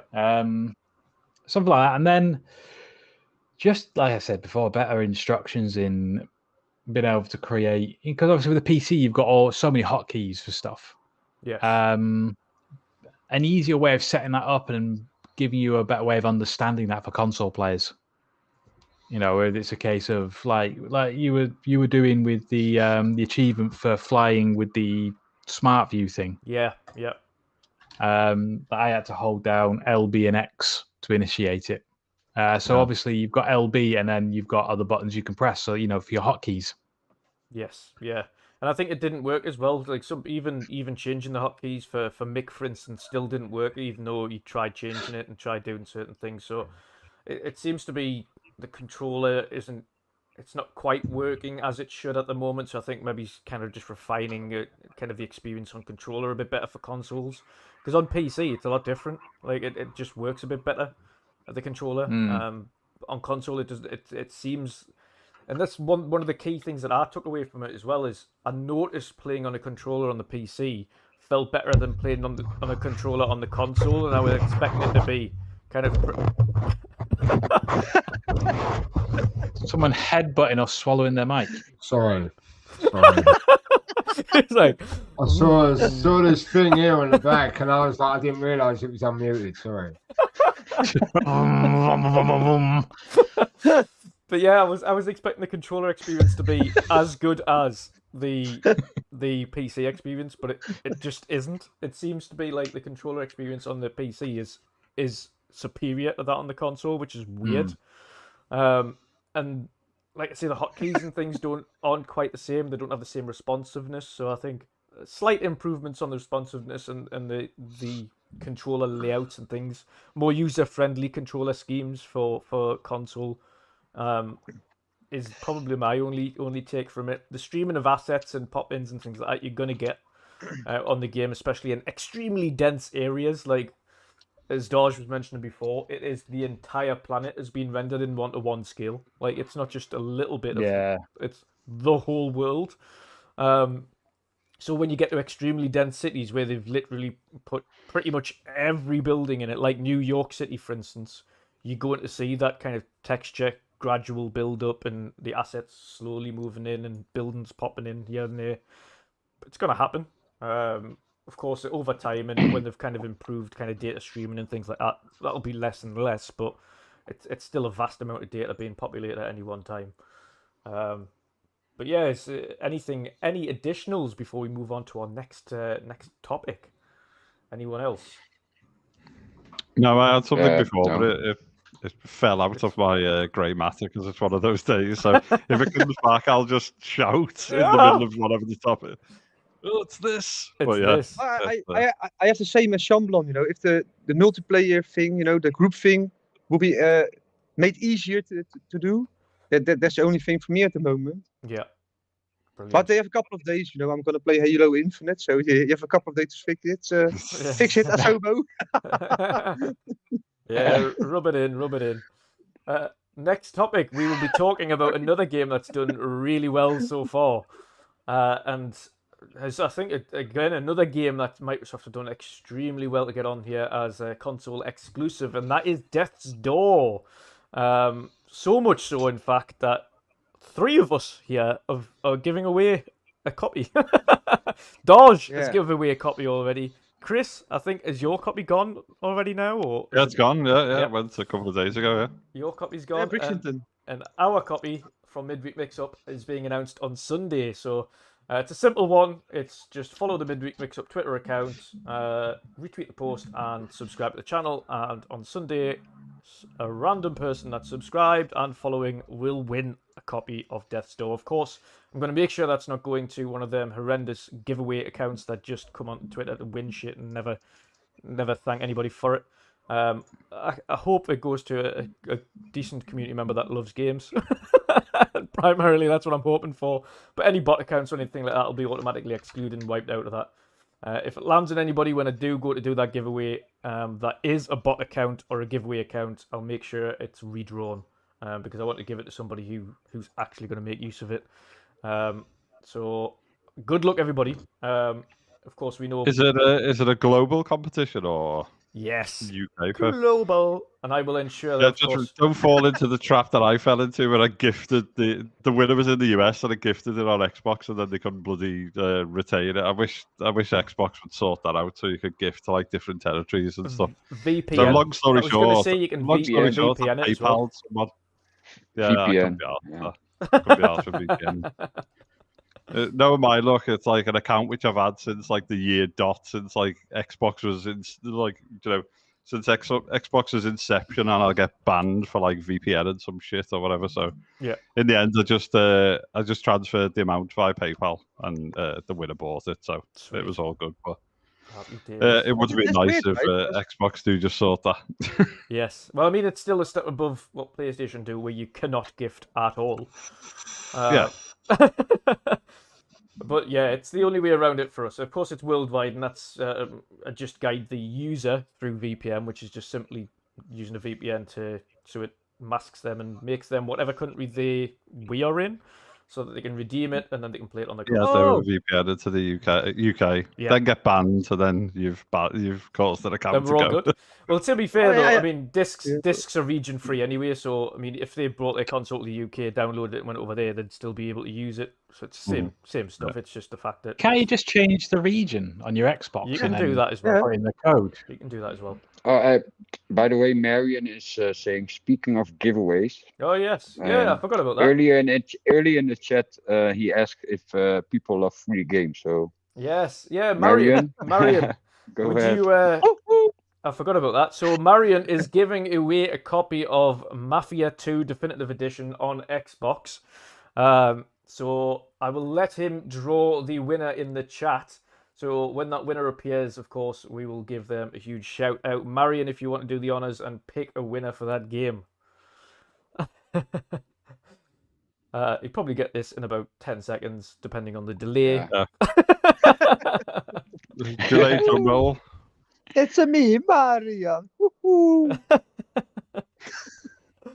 Yeah, Xbox Mix just said using a VPN could get your Microsoft Rewards account banned. Yeah. Really? I didn't want to risk anything. But how did we do that with Pong Sol then? He's in the United States, right?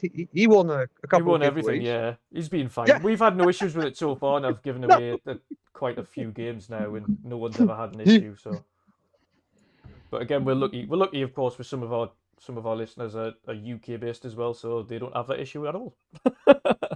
But yes, carrying on from that, Death's Door. Chris, what are your thoughts on the awesome Death's Door so far? I know you love the game so much. Again, you give away a copy, so what's your thoughts? Yeah, it's my game of the year. I absolutely love it. I think just an absolute gem of a game. I think the level design is great. I think the characters, the boss fights. I think the little. It's not like a massive story. The small story that's contained within is nice. Combat's really tight, really fast. I think the upgrade path is nice. The different kind of weapon abilities and things. Obviously, certain fights can like drive you insane and drive you crazy, but that's what.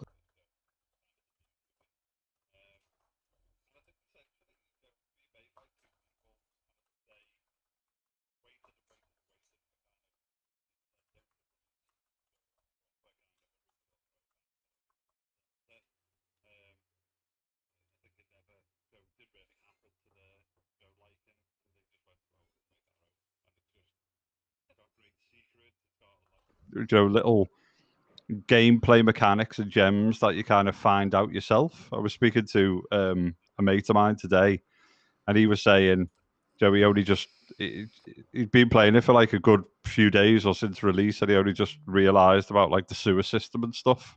Yeah.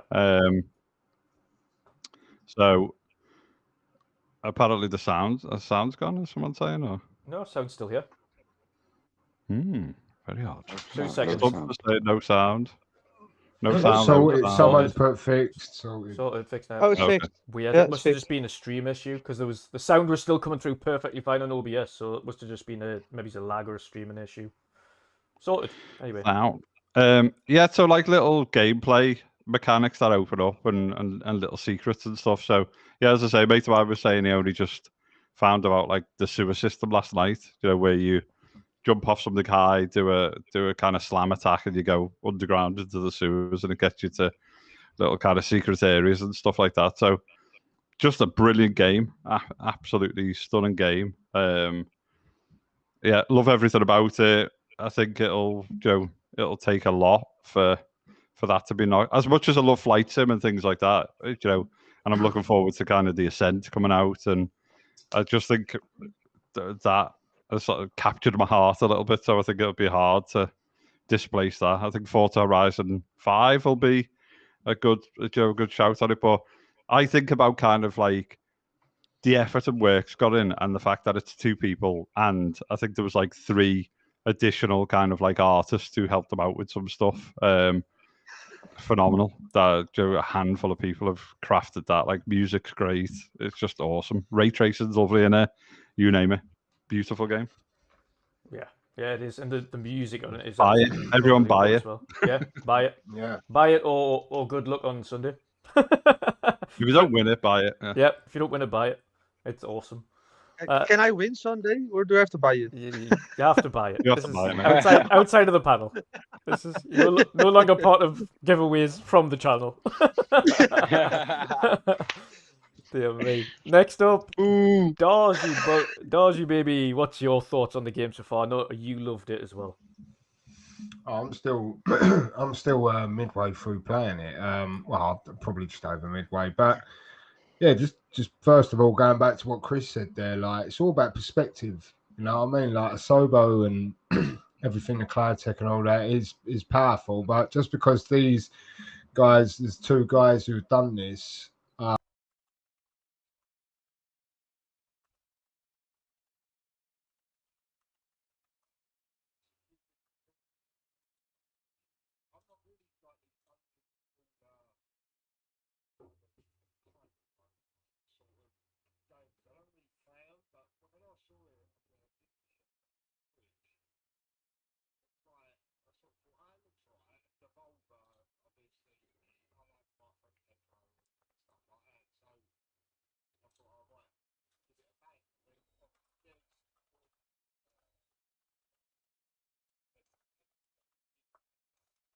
So then I was like, okay, maybe the hype's real, and then getting hands on with it. I mean, it's just like it's like literally perfect. Like Chris says, game of the year. I mean, obviously, Sounds you good got- again. Apparently You the got- audio you keeps, Sounds gotta go. the audio keeps going, but it's still perfectly fine over here. So I don't know whether or not it's a YouTube issue. It's a bit of a strange Okay. one. Oh, okay. It's only me talking anyway, so it doesn't matter. But yeah, so yeah, I just I think, like, obviously game of the year as of this moment in time. Yeah, definitely, I'd agree with Chris. I mean, what's he going to go up against that could take it? Like the 500. Yeah. Be offended to lose to that. You know, like, it's like Hades. You know, was that last year? Hades. It's like another art style and almost one game of the year. You know, it's not always about big budgets and stuff like that. But yeah, I love it. I love it. I think it's got good replayability, like with me and Chris have been saying, because we've been in parties when we do it. What I Sounds love, gone again, people are saying. I don't know what's going on. Yeah. somewhat. Well, Pat's Sounds gone, saying he sounds can good. hear it. Sounds- It Yeah. keeps going and coming and going. That has to be a YouTube issue, that, because I'm sitting here at 60 frames, 6,000 kilobits, 28% CPU usage, and audio is working fine on here. Like, it's pristine, so it has to be a YouTube issue.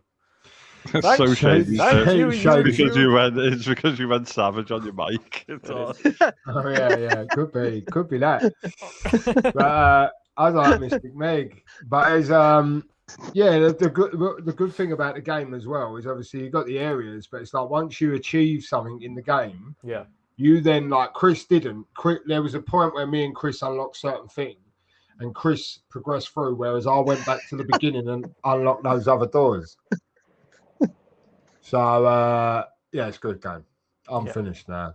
I just keep hearing laughter and sound stopping and stuff like that. No, it's Don't know wife what's going on. it's wife swapping in the chat. People are wife swapping. Oh. Okay, random.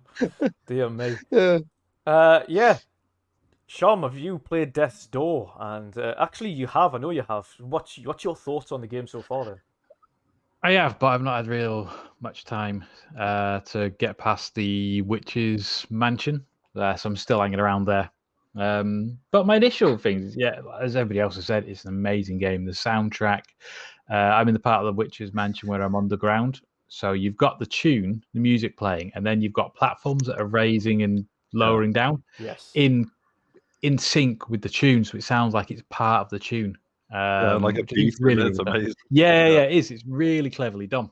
And it's tricky as well. It's not a walkthrough. It's quite a, if you're not paying attention, it's quite hard. So some areas you can get caught out and you're just like, I can't believe I got done by that. Yeah. So you need to be on the ball a little bit. But yeah, as I say, I'm guessing I'm really at the beginning of the game still. So I will try and play a bit more, although I do have a bit of fleeting to do and a bit of thingy on tomorrow to do, Ascent. Yes. So, There's a but lot. Xbox has no games. Yeah, Xbox has got games. That's Pat or Vin, have you had a chance to play Death's Door yet? I know Vin, actually, you haven't because you just said you want to win the giveaway, so it's unfortunate. Yeah. I have. I haven't yet.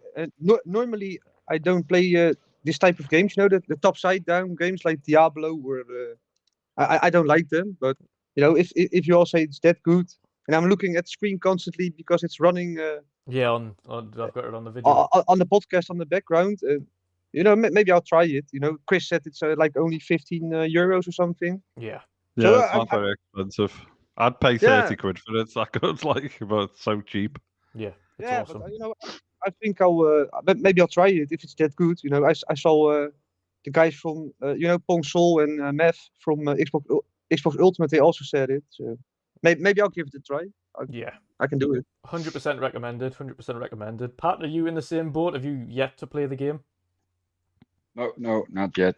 But for now, I'll be focusing more on other games that I have because, I have so many games to play. Last week, one of them really good dilemmas where there is a lot of stuff coming out now, and all of us kind Drew, of. Yeah. Drew, sorry to interrupt. Muppet 1169 won the competition. It did indeed. So congratulations, Congrats, Muppet 1169, brother. Copy of But, Mafia 2 Definitive Edition for Xbox. That's a guy that comes. Usually, I'm late and have this. He's lucky. Brilliant excuse why. No, to be fair, Muppet's always really great, and he's here every show, so it's he's deserved winner. He's always supporting. For sure. Pat, you were saying, brother. Yeah. So Sorry, Pat. no problem. So like I said, been hooked on Watch Dogs Legion, of course. Been playing that a lot lately. Flight Sim came out. Of course, PUBG. So, I have a ton of games to play, and I think when I'm gonna get this game, probably it's gonna be somewhere in my library, and probably won't look at it. So, I think I don't want that. So yeah. I think you will enjoy it, and of course, my opinions pretty much echo that of Darge and Chris. From the few hours I've played so far, I think excluding the kind of tutorial boss, the octopus lady or whatever it was, excluding that one which you seen on screen before, got past the second boss, and now I'm going finding the witch and doing all of that with Pothead. It's really addictive. It's one of them things, and if it wasn't for the fact that I get like hand strained so easily these days, I'd be playing it a lot more. But I really cramp up. Especially, you've got to be on the ball. It's an awesome game. I love the music. The combat's satisfying once you get the hang of kind of dodging and rolling, and interesting. The only nitpick I've got, and I don't know whether or not it improves over the course of the game, but you don't get many souls, and to upgrade it seems like it takes a little bit longer than I'd like it to kind of But get enough souls. The advice to that, Dutch, is get good. Explore. No, not even. Just explore around, because I managed to. I think by the time I sort of had the second main boss, I think I nearly had like the strength right up. So the striking every time you hit, like it was like 3-4 times more powerful. It's like this is what I'm saying to you about the game. Like there's certain doorways that you have to get certain things in order to open them. So when you get them things, it encourages you to go back to the start and go back through that. It ain't too bad. I know what you're saying. It is a little bit grindy, but you if you look around and stuff, there's like hidden secrets and stuff like the sewers and that. It's good. It's just it is good. It's really good. Like I say, I love the audio and the sound, the music, and like Chris mentioned as well, the fact that it's primarily wholly designed really by two guys with the help of a few. I think it's another 3 that helped with a few of the art assets and things. But it's crazy. By 2 guys, it's absolutely nuts. Some of the work that's coming out now, and it's one of the key proponents as well as to why indies are really taking off now, and there's some amazing little indie developers with some really beautiful new worlds and new designs and new experiences for people to play. Like we've got coming up, and again, kind of not only tomorrow, we've got another small team of 12 people that built the Ascent, which is coming out, and then kind of Joe for Song of Iron, that's one man, one developer, and that's coming out at the end of August. And there's so many different indie experiences that are like, and now critically acclaimed indie experiences that are really getting extremely positive feedback. It's just a positive thing to see, because the indie community is I would say is thriving as long as they've got the right stewardship above them and the right publishers.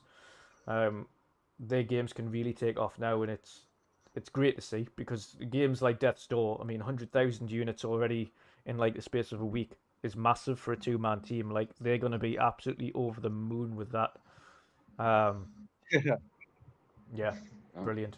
And that's also what we talked about. Like I think it was a few weeks before E3. Yeah, this also came across the podcast about the indie games that are rising up right now. So indie showcase. Yeah, exactly. So, but like it's a good time for those developers to get the games out and show what they got. Yeah, and I think Definitely, again, even though we love to boast about indies themselves, it's a massive thing as well. If you have a look just how many indie titles are going pretty much day and date into Game Pass these days as well. And if not day and date, are dropping into Game Pass and just seeing record engagement and record sales thanks to Game Pass, and so many eyes on them as well. Like that's such a great thing to see, because there's a lot of games as well where you see people commenting afterwards saying, I wouldn't have looked at this game if it wasn't for Game Pass.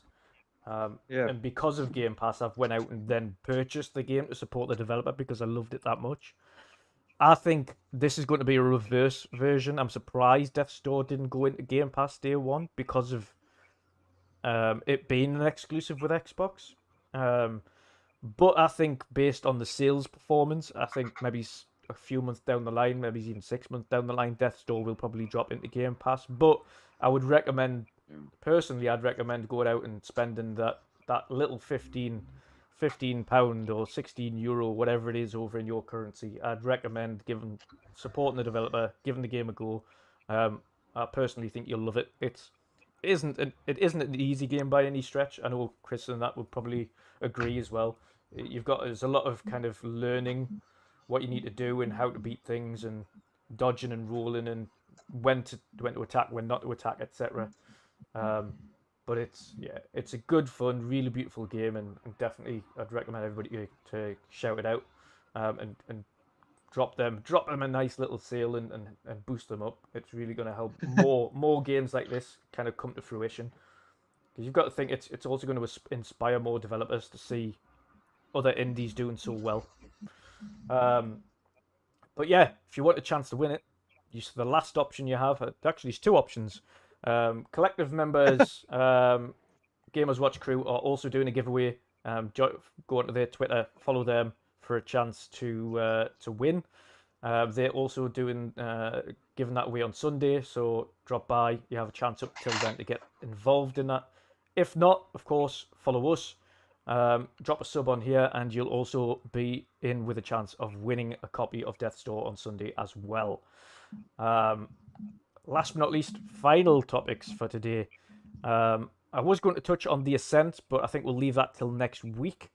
But before we touch into that, I'm going to let Darge shoot off now. He's poor lad. He's jumped straight in from work, got himself sorted, grabbed some food, eating it whilst the camera was turned off, and Yeah. But yeah, awesome to have you, brother.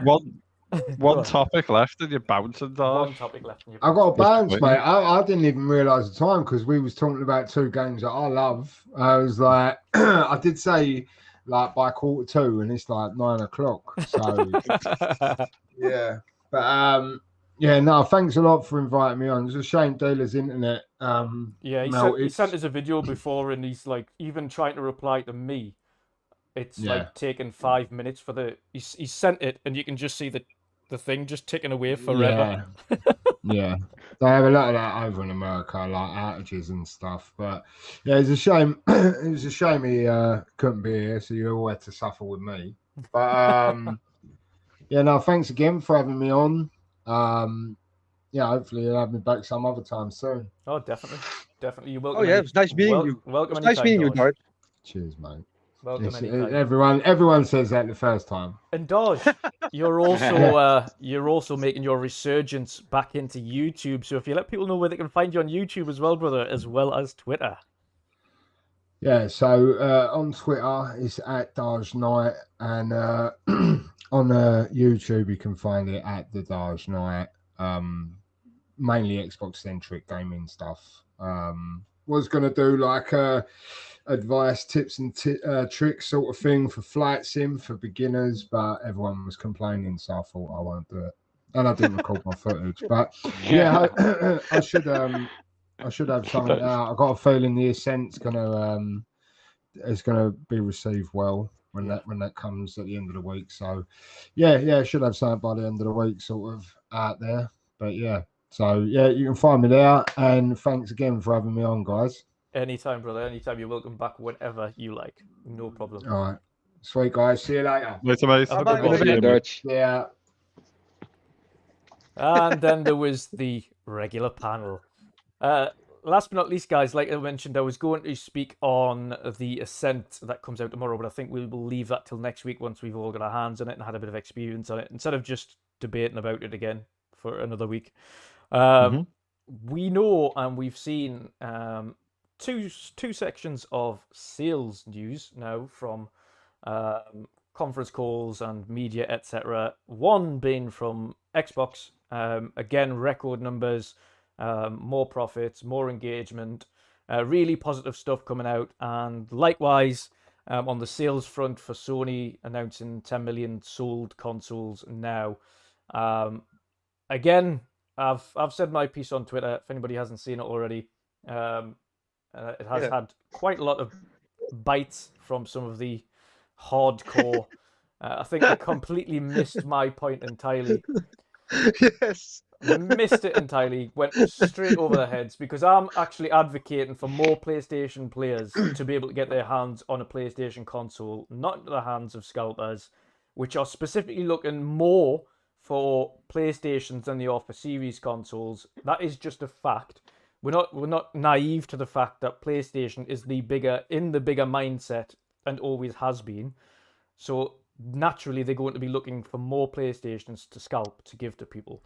Now, there's 10 million units sold. Of course, what they've said is 87% of those are PS Plus subscribers, which is great. You've got 13% chunk of players there that, again, they're kind of unaccounted for, might not have PS Plus, etc. The issue I've got is, I know, especially from a lot of the comments as well in the feedback, is a lot of these PlayStation 5 players still haven't been able, well, PlayStation players still haven't been able to get their hands on these consoles. Not only that, but the fact that and Xbox haven't done this because Xbox have remained at one per person, whereas PlayStation have sent out invites to PlayStation 5 owners to buy another PlayStation 5, and sometimes 2 or 3 times via these special invites on email, which I think is it's unfair. And I would want to see more new PlayStation players or PlayStation 4 players be given that opportunity before they start going through their current catalogue of already PlayStation 5 players. So I think my point primarily was, this is where engagement numbers and active user numbers are more reliable as a metric than console units sold. Units sold just means it's either went to a retailer or a consumer. So if you've sold, for instance, you could have 10 million consoles sold. Again, like they mentioned, 87% of those have PS Plus. Does that mean that they've logged on to that console on PS Plus, or just the users that have bought them have PS Plus? Does it also mean, again, that these retailers, are those 1.3 million consoles still sitting with retailers, or have they been held up and or have scalpers have them, or do they not play online? Again, the issue I've got with that 13% or 1.3 million consoles that don't have PS Plus is then you've got an issue with all of these players not being able to access cloud saves, not being online, so there's no real metric for them to kind of measure that. So on my thing, the reason, this is where Xbox comes in. Xbox always go into engagement numbers. If engagement is higher, then consoles are doing well. It's the fastest selling console they've ever had. It's doing better than 360 and Xbox One in terms of launch metrics so far. So it's the best console launch they've ever had, which is really positive for them. And then Sony specifically went on to metrics for sales. And we've had this in our private chat here, but I've also seen it earlier. So Returnal, this is thankfully to Shom, who posted this in the private chat earlier on. Sony has also said today that Returnal has sold 560,000 plus copies of Returnal, and Ratchet has sold 1.1 million. Given that those are some of the only PS5 games, safe to assume PS5 owners are A, playing third-party games, or B, playing PS4 games on it. Still looking for the power button? Question mark. I think, and we've said this personally, but PlayStation 560,000 units for Returnal, I think is it's a weird number to process for what Sony priced as a AAA title. It's a strange one. Yeah. I want to put that first. And again, 1.1 million for Ratchet, which to me I think seems like it's relatively underperforming to what I was expecting. I was expecting bigger numbers from Ratchet, considering it's essentially a showpiece title for that console. It is. It's 1 out of 10, is it, right? Yeah. If you have 10 million PS5, it's not that bad, right? It's 1 in 10, which is better uptake on previous years, or should we say the previous PS4, which had a much less adoption rate, should we say, attachment rate. Yeah, because you have the sales numbers like from God of War, right? It was like 5 or 6 million. Yeah, it was sold. No, God of War's 20 million 20 now, something. I think. Yeah, so it was one. It was that was a 1 in 10, but that was like 5 million. And we have to refer, because we were referred to the exact wording from Sony. Sony classed a successful launch as a game that hits 5 million, and that's when it becomes That is when it becomes a viable to look at further options for that particular title. That's when it's recouped its money. Okay. So I mean, they're Chris, worrying numbers for me. Yeah. Yeah. What's your thoughts on it overall? So personally, I mean, if I was sat there, if I'd pumped as much money into Ratchet, Joe, if I'd obviously pumped money into Returnal, and then Joe acquired the studio, you've got 10 million consoles out there. We know there aren't. This is just like fact. It's not me having a dig at PS5, but there aren't that many kind of exclusives for PS5. There's obviously third-party games, etc. But I have a genuine concern. I mean, I haven't been able to get a PS5 yet, so obviously I had one for day one. I give it away as It's exactly the same as you, people Chris. will Exactly either same as know you. or yeah. But my concern is like how many of those are sat with scalpers, or how many of those are sat with a retailer who wants to kind of cash in on this like shortage issue. Oh yeah. I think the kind of arbitrary like they're all PSN users. I don't think that equates to they are brand new PSN users for PS5, because we know PSN users got invitations to buy those consoles. But for a game which is as incredible as Ratchet and Clank, the way it looks, obviously really nice gameplay, a superb studio, to only sell 1.1 million of them, if there's 10 million consoles floating around, that kind of 1 in 10 is not, it's not a good enough success story. Okay. And I think it's either, no, I'm not having to go at you, Vin. Like, I'm just saying that they should be demanding more. When you look, if there was 20 or 30 exclusives out, then you could go, oh, well, it's up against some tough competition and stuff. But the fact that it's a flagship title that they've pushed really well, it's been advertised on TV, it's been advertised everywhere, critical acclaim, and deservedly so. It's really odd. And the question mark I've got is, are these like $70 games just too expensive? Are the consoles genuinely in PlayStation players' hands? Because if I had a PS5 in my hands, then I would have been one of the 1.1 million who bought Ratchet. And the other worrying trend that we're seeing as well is we're now seeing like Bitcoin farms and stuff being put together with like PS4 Pros and PS4s, and are PS5s being scalped, or PS5s being used in that capacity? Yeah. I want to know kind of what's happened to these consoles. And I know a certain percentage or a certain corner of social media will go on and this is the fastest selling Sony console ever. They've come out and said so. But that attach rate, if you think Returnal, it's one of those games which you either love it or you don't. But that studio has been impressive enough for Sony to acquire, and they've got a long-standing relationship and stuff, so you can see why that happens.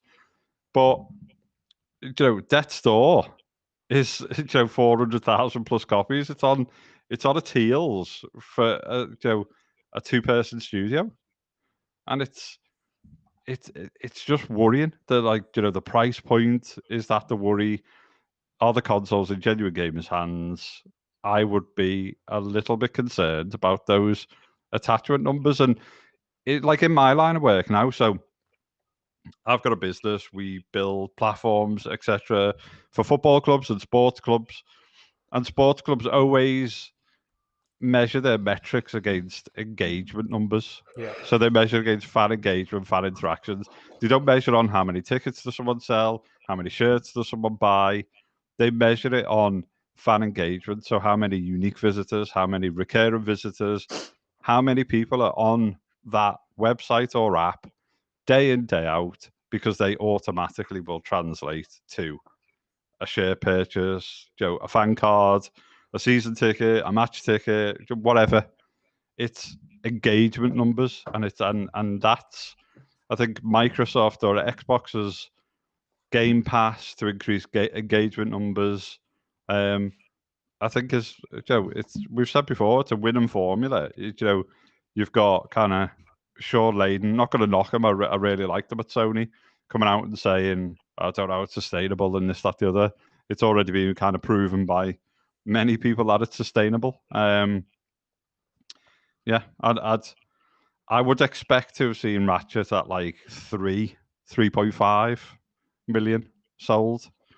1.1 is just low for me, considering the quality, and that has had absolute critical acclaim across the board. So why haven't people ran out and bought this like critically acclaimed game? And another thing It's is because I don't know where the consoles have gone. Yeah, like you say, it's on both consoles. It's not like we've had the busiest start to the year in terms of games. Like, it's only just starting to pick up now. We're laughing about it, we've joked about it, but Xbox are starting to pick up with titles. Like this month is ridiculous. The fact that we've got Death Store, Flight Sim, and the Ascent in the space of less than a week to play, and then next week we've got more. The week after that we've got more, and then next month we're going into. We've got, of course, Psychonauts and things like that are coming in. So there's another big game, and then month after that we've got more big games, and then knock. You can understand if some games get swallowed up, but Ratchet launched in a period where there was no other launches surrounding it. There wasn't anything other big happening on PlayStation. So to only get that 1.1 million units sold, considering how well their first-party studio games usually do on initial launch, that's like you say, Chris. That's the worrying part. Like the likes of God of War. Fair enough, it's a critically acclaimed game, but that was a remaster when it first, like it was a remake, a ground up kind of reimagining of the series when it first launched as well, and that hadn't been around for a while.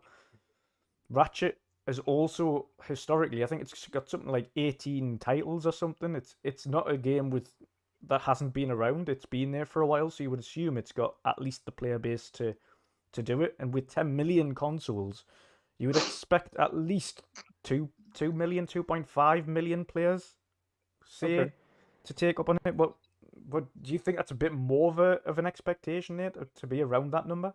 Because you don't expect, I would never expect a game to get 100%. And I know, Chris, you wouldn't say that either. But No. 25 to 30 odd percent as an adoption rate and attachment rate. No one's going to match up to Nintendo, where it has almost a 50% attachment rate for its titles. But yeah, For its own titles. Yeah, for Nintendo's attachment rates are just ridiculous. Or like a FIFA or a card, which just flies out. And Yeah. it's the reason why they spend so much money on making the bloody thing. It's there used to be. I've said this before as well. I used to love kind of like the edgy Sony. Sony would try like an edgy game, something new, and so on and so on. And we get like little snippets of that over time, but they're too few and far between. And I think there's a bit of like fatigue in the type of games that they're bringing out. This isn't me knocking Returnal. I think Returnal, looks amazing. I haven't sat down and played it in any great detail, unfortunately. I've just had little quick goes and stuff. But all of my mates who play Returnal love it. Love the kind of the grind, the harshness of it, the gameplay. Great game. If I'd made Returnal, I'd be gutted at 560,000 sold. I'd be gutted by it because you kind of like, you want to see your product fly. And at the point where kind of there's not much out, if you had control over it, I would launch. So back in Sony, we always tried to launch at console launch or within like a 2-month window. You want to get right in where people are buying it and they're hungry for like products to play and stuff. So we used to be up against it to release an F1 game. Used to be up against it to release like a Wipeout, where applicable, whatever games you name it. Release it in that quick kind of window, and not like a launch window. Like a lot of people go, well, launch window is like 14 months. It's like, no, it isn't. A launch window is like a few months after the console. Yep. And it's like, it's a piece of like hot tech. It's hard to get hold of. They've sold 10 million. Where have a large portion of those consoles gone? And Drew's right. When Sony will class an order to like a big retailer, they don't necessarily just class the sell through. So they'll class if there was 3 million consoles sat in a bloody Curry's warehouse or Media Market or somewhere like that, Sony would like, we've sold them. That's 3 million consoles. They don't then follow the transaction and go, oh, it's in 3 million gamers' hands or whatever, because all they're interested in is getting the money for the hardware. Or we look everywhere, it's sold out. So it's either gone to people who are playing PS4 games, old games, they're playing slightly different games, or they've bought it to be, a FIFA machine or a COD machine or whatever it is, a newer like having a better performing version of that. or it's scalpers, or we've seen pictures now with like stacks of PlayStations, and we've seen pictures with a lot of Series S's, and I understand why there's shells of Series S's, because some casual gamers won't understand the full story. A lot of people more informed will have it as a second machine, and so on and so forth. Brilliantly capable machine, only going to get even more capable when we use like Fidelity FX and so on and so forth. Yeah. But to see like shelves of PlayStation 5s when that brand, PlayStation just sells itself, is kind of is worrying. When you can't get hold of them, when retailers in the UK like Argos and Very and whatnot kind of just do these little batch releases, and you think, are they waiting for stock to come in, or are they sat on stock and they're basically leave it a bit, see what's happening in the market, can they sell it a little bit more expensive, or so on and so forth. Even like the hot ass thing, which Patch was talking about before, it was 70 euro the other week, it was 80 euro last week, and it's 90 euro now because everyone is running out to buy the hot ass one to play Flight Sim. It's just it's mad. Those numbers are mad. It's like between the two games, they've sold 1.6 million, 1.7 million into 10 million consoles. It's very, very odd. And it's either your $70 price point isn't working, or your consoles aren't in PlayStation gamers' hands or gamers' hands. But you can admit, right? The PlayStation Plus owners, they get good games from the monthly PS Plus section. I mean, well So above what we get for games of gold. Maybe they're playing those games. I mean, we finally have a decent month coming now for Xbox. It was really looking good this month. What we get, but PlayStation has been killing it for the last 6-7 months. They have but if Sony didn't think that those games were going to perform, they would have just given them away for free. Like Destruction All Stars or whatnot. Yeah. They knew, and this is not a slight on the studio. I know the studio well. I know people there. Brilliant studio. Destruction All Stars just didn't have a chance. No. And because of what it was coming out of, because what Sony were trying, the price points and so on and so forth, so they gave it away for free. And it even hasn't, it hasn't even done that well. And it's not because the studio is terrible or what they've put together. It's just, it's not done well. It hasn't got the uptake. It might be might be slightly the wrong game, or it needs a little bit of a tweak, or this, that, the other. But Sony, straight out of the blocks, when we're going to make this free now because someone was worried internally. And if they thought that Ratchet and Returnal was going to have a similar fate, they would have just given it away for free. But they didn't. They were like, these are huge flagship games. They're going to smash it. And you sat there going, holy shit, we've sold 1.7 million. You know what? But we've sold 10 million consoles. What's gone on here? You know what's even stranger to see, though, is that MLB The Show has actually had more players and more users on Xbox than it has on PlayStation. It has done 4 million sales, of which 2 million were on PlayStation.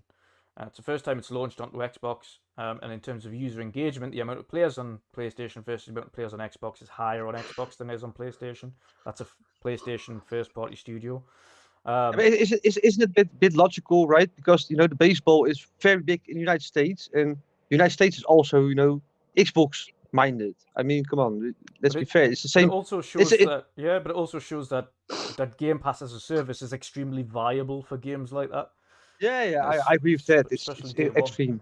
It's agree. But on a side note as well, in terms of the cost thing that I'm pointing out, Returnal didn't have a choice in how much that game sold for, and I think the £70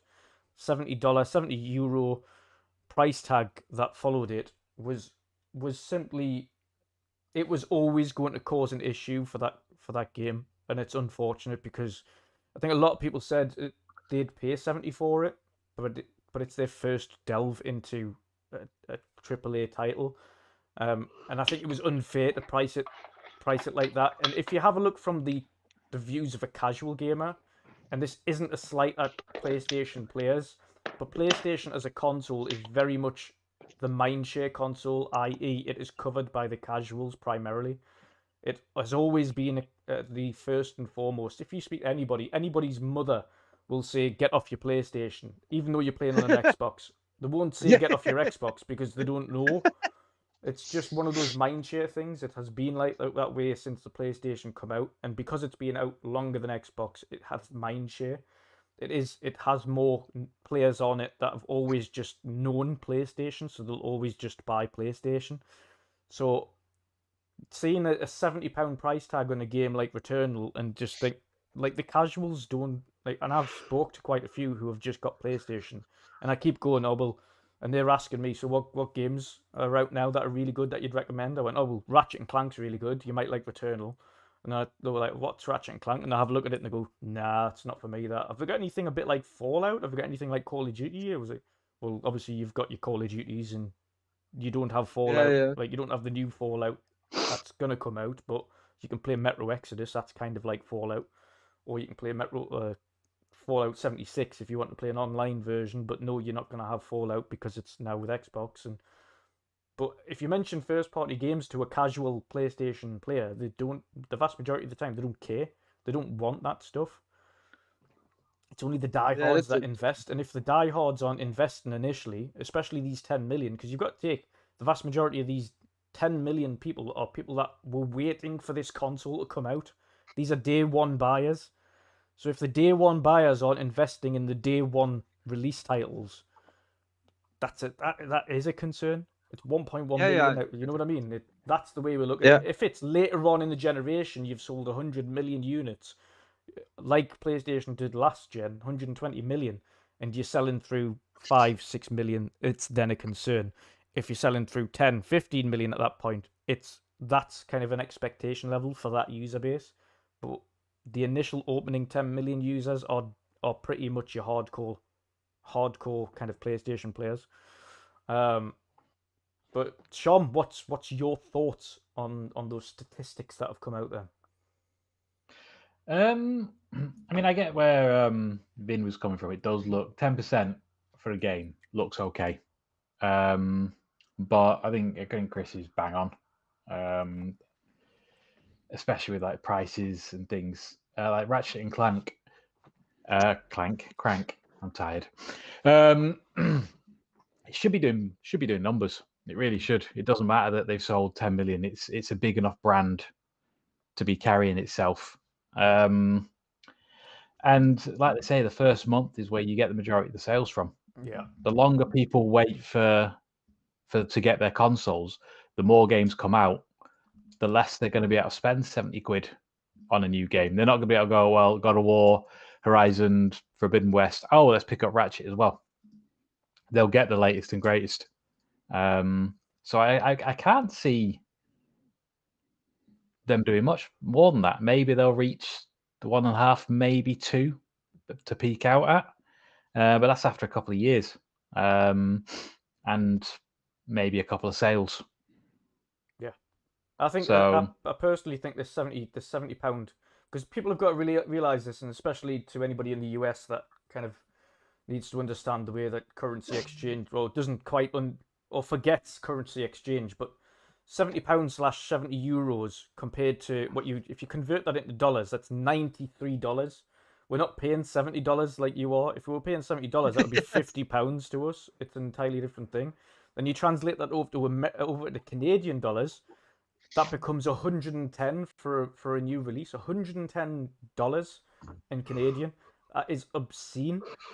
And if you're talking about Returnal, the likes of Returnal having a chance at launch for their first title, plastering a big $70 price tag on that, or $110 price tag, it's going to seriously dent its hopes of reaching new audiences. It needed to launch at a lower rate, and I feel, like Chris mentioned, I feel sorry for them. They'll be gutted at 560,000 units. I think it's good that Sony's purchased them. They don't have to worry about. Yeah, they don't have to worry about it anymore. It's more just a self-prided thing, I think, for them. Pride thing, yeah. A few of them. Hopefully, if you have sales soon, like the PlayStation days or something, You know that they sell enough copies. You know, Even then, I- their sales aren't that great. I mean, the last sale they had they had It takes a while. Death Stranding's Ghost- still full price. Ghost of Tsushima. Tsushima is full price, and that's approaching a year. Yep. Thingy's come down a little bit though for sales. Last of Us, that's over a year old, but it shouldn't be that much, and I do feel sorry for them. Yeah. But I also on the other foot is your Twitterati people made out that it was doing big numbers, it was doing gangbusters. It's this great game, and everybody's playing this, and it's just like it's just not true. This is what happens when you play Twitter. Yeah, exactly. It's an entirely different thing. But yes, guys, thank you everybody for joining us this week. It's been awesome. It's great to see the kind of live viewers as well increase week on week. We had again nearly 50 viewers as well at our maximum, which is great for us to see. Kind of more and more sustained viewers every week is awesome to see. And again, we're very close to reaching that 1,000 mark now. We've I think it's maybe 950. I think I've seen another one drop in. 954. No, 954. So we're 46 away from 1,000. And you know what happens at 1,000, guys? Yeah, it's gonna cost me. It's gonna cost me money. Yes, it's gonna cost me money too. Yeah, it's lots of money's being spent at 1,000. Yeah, so 2 games given away. So we've got either a game of your choice on Xbox or a copy of Scarlet Nexus, a copy of Ratchet and Clank. Obviously, hopefully, we'll support the devs now, or a game of your choice on PlayStation, and a custom controller paid for by Vin of your choice on any platform. That can be Nintendo, can be Xbox, can be PlayStation, whatever it is. Or even if it's PC and you want a keyboard customized or something, Dreamcast, up to you, whatever. Yeah, makes no odds to me. It's if you want a customized controller, that's on offer. But yes, all you need to do is when we hit 1,000, we will obviously make that 1,000 show special, and everybody jump into that show.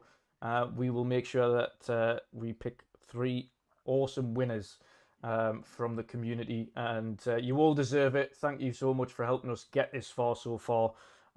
Nearly at our first major milestone, and we can only push on from there. But we will go on to our outros of our awesome panel. First and foremost, CJ Grannell, awesome to have you again, brother. Let people know where they can find you and what you've got coming up. I know you're extremely busy with work at the moment, so... Yeah, it's just a bit mental at the minute. So yeah, awesome show. Obviously, thanks to the everyone in the chat being really good. And yeah, thanks for Darge for showing up. Shame, Dealer had some internet issues, but I'm sure we'll get him back on at some point. Usual places: CJ Grannell on Twitter, Hard Times UK online, and yeah, I think. I did a giveaway for Death's Door, so I'm going to be doing another giveaway in the next week or so, just to celebrate kind of Flight Sim and the Ascent. So just look out for that. But yeah, just subscribe, like, and obviously we'll see you guys and girls next week in the chat. Awesome stuff. So yes, keep an eye out on Chris's Twitter for those giveaways that you'll have coming up. Of course. Awesome. Again, thanks to the awesome community we've got, and these awesome games that are coming out as well. We want to, of course, let you guys play and experience these games as well. So that'd be awesome. Next up, Hertog Vin. If you let people know what you've got coming up, brother, and where people can find you. You can find me on Twitter, Xbox, PlayStation Network, Twitch, whatever, as Hertog Vin X. You can find me basically anywhere on that. Well, I'm gonna play Skies of Arcadia more. I'm about 1/3 into the game. I hope that I can finish it in about 2 or 3 weeks if work allows me. Yeah. Then I have vacation, so I can stream a bit more. Then, of course, the game I can't say because some people haven't got the invite. I'm gonna play that from tomorrow. Yes. That's about it. And I hope I can finish Octopath Traveler. I finished all the first stories, Yes. but I'm in doubt now if I want to continue or head straight on to Scarlet Nexus. I would That's- probably that's the jump into thing. Scarlet Nexus. It's about 30 hours, whereas Octopath is about 80 to 100 hours. I saw so many people recommend that game, Scarlet Nexus. I have it still in the seal behind me. Maybe I'll jump into that before finishing Octopath Traveler. So I don't know. And then of course next week I'm back here. Awesome stuff, brother. Awesome stuff. Yes, you will be indeed. Next up, Shomberlon. Awesome again to have you, brother. Let people know where they can find you and what you've got coming up. You can currently find me cruising at 10,000 feet, Western Australia, going at 200 knots towards Edinburgh. It's going to take a while, but get comfortable. Still no achievement? Still no achievement, Sean? Get some refreshments. No, I found my achievement. The seatbelt light has been turned off. You are free to walk around the cabin. Yeah, no turbulence. We're 20% away from the 600-mile achievement. Cruising altitude, brilliant. If I get Vin run into me now because he's like, quickly, Western Australia, where's Sean? No. You can find me on Xbox and Twitter under Shomberlon. Awesome stuff, awesome stuff. And last but not least, Patio. Awesome to have you, brother. I know you're really tired, but awesome to have you, brother. Let people know what you're up to and what you've got coming up soon and where they can find you. If he's alive. You okay there, Pat? Wait a sec. My mic was off. Sorry, guys. I just turned it off. No, but yeah, people can find me on Twitter, of course, main social media platform that I'm using. You can also find me on Twitch as well. Didn't stream for the last few days, but that was all because of the work, of course. But definitely gonna be back this weekend with a stream. Gonna play some Little Nightmares 2, continue that story. I'm keeping that game up for the stream, so not playing it offline. And yeah, some other games, Flight Sim, of course, and definitely gonna take a look on some other games, the Ascent as well. Yes, awesome stuff, So, yeah. awesome stuff. And yes, thank you very much. You can find me, as always, on Twitter at WandrinDutch. Again, even though you might have already heard, yes, unfortunately, Asa, you were late to the party tonight and you missed it. But thanks for dropping in nonetheless. But yeah, you can, if you haven't already noticed, we are giving away a copy of Death's Door, which will be given away on Sunday. All you have to do is subscribe to the channel and follow the Midweek Mix-Up channel on Twitter, and you'll be in with a chance of winning. Other than that, thank you again to everybody in chat. You've been absolutely awesome. Thanks to Darge for guesting this evening. That's been brilliant. Again, unfortunate with Dealer and his internet issues, but he will be on again in the future. We are rearranging, so once we've got that date, we will let you know. It probably won't be too long, maybe it's a week or two at most. But other than that, you can find me, again, like I say, on Twitter at WandrinDutch, on YouTube at WandrinDutch, and on Monday nights on Primetime Gaming with Boomstick XL and the crew. So have a great night, everybody. Thank you very much for tuning in, and we will see you again next week. Goodbye. Love you, chat. See you guys later. Bye, on. everyone.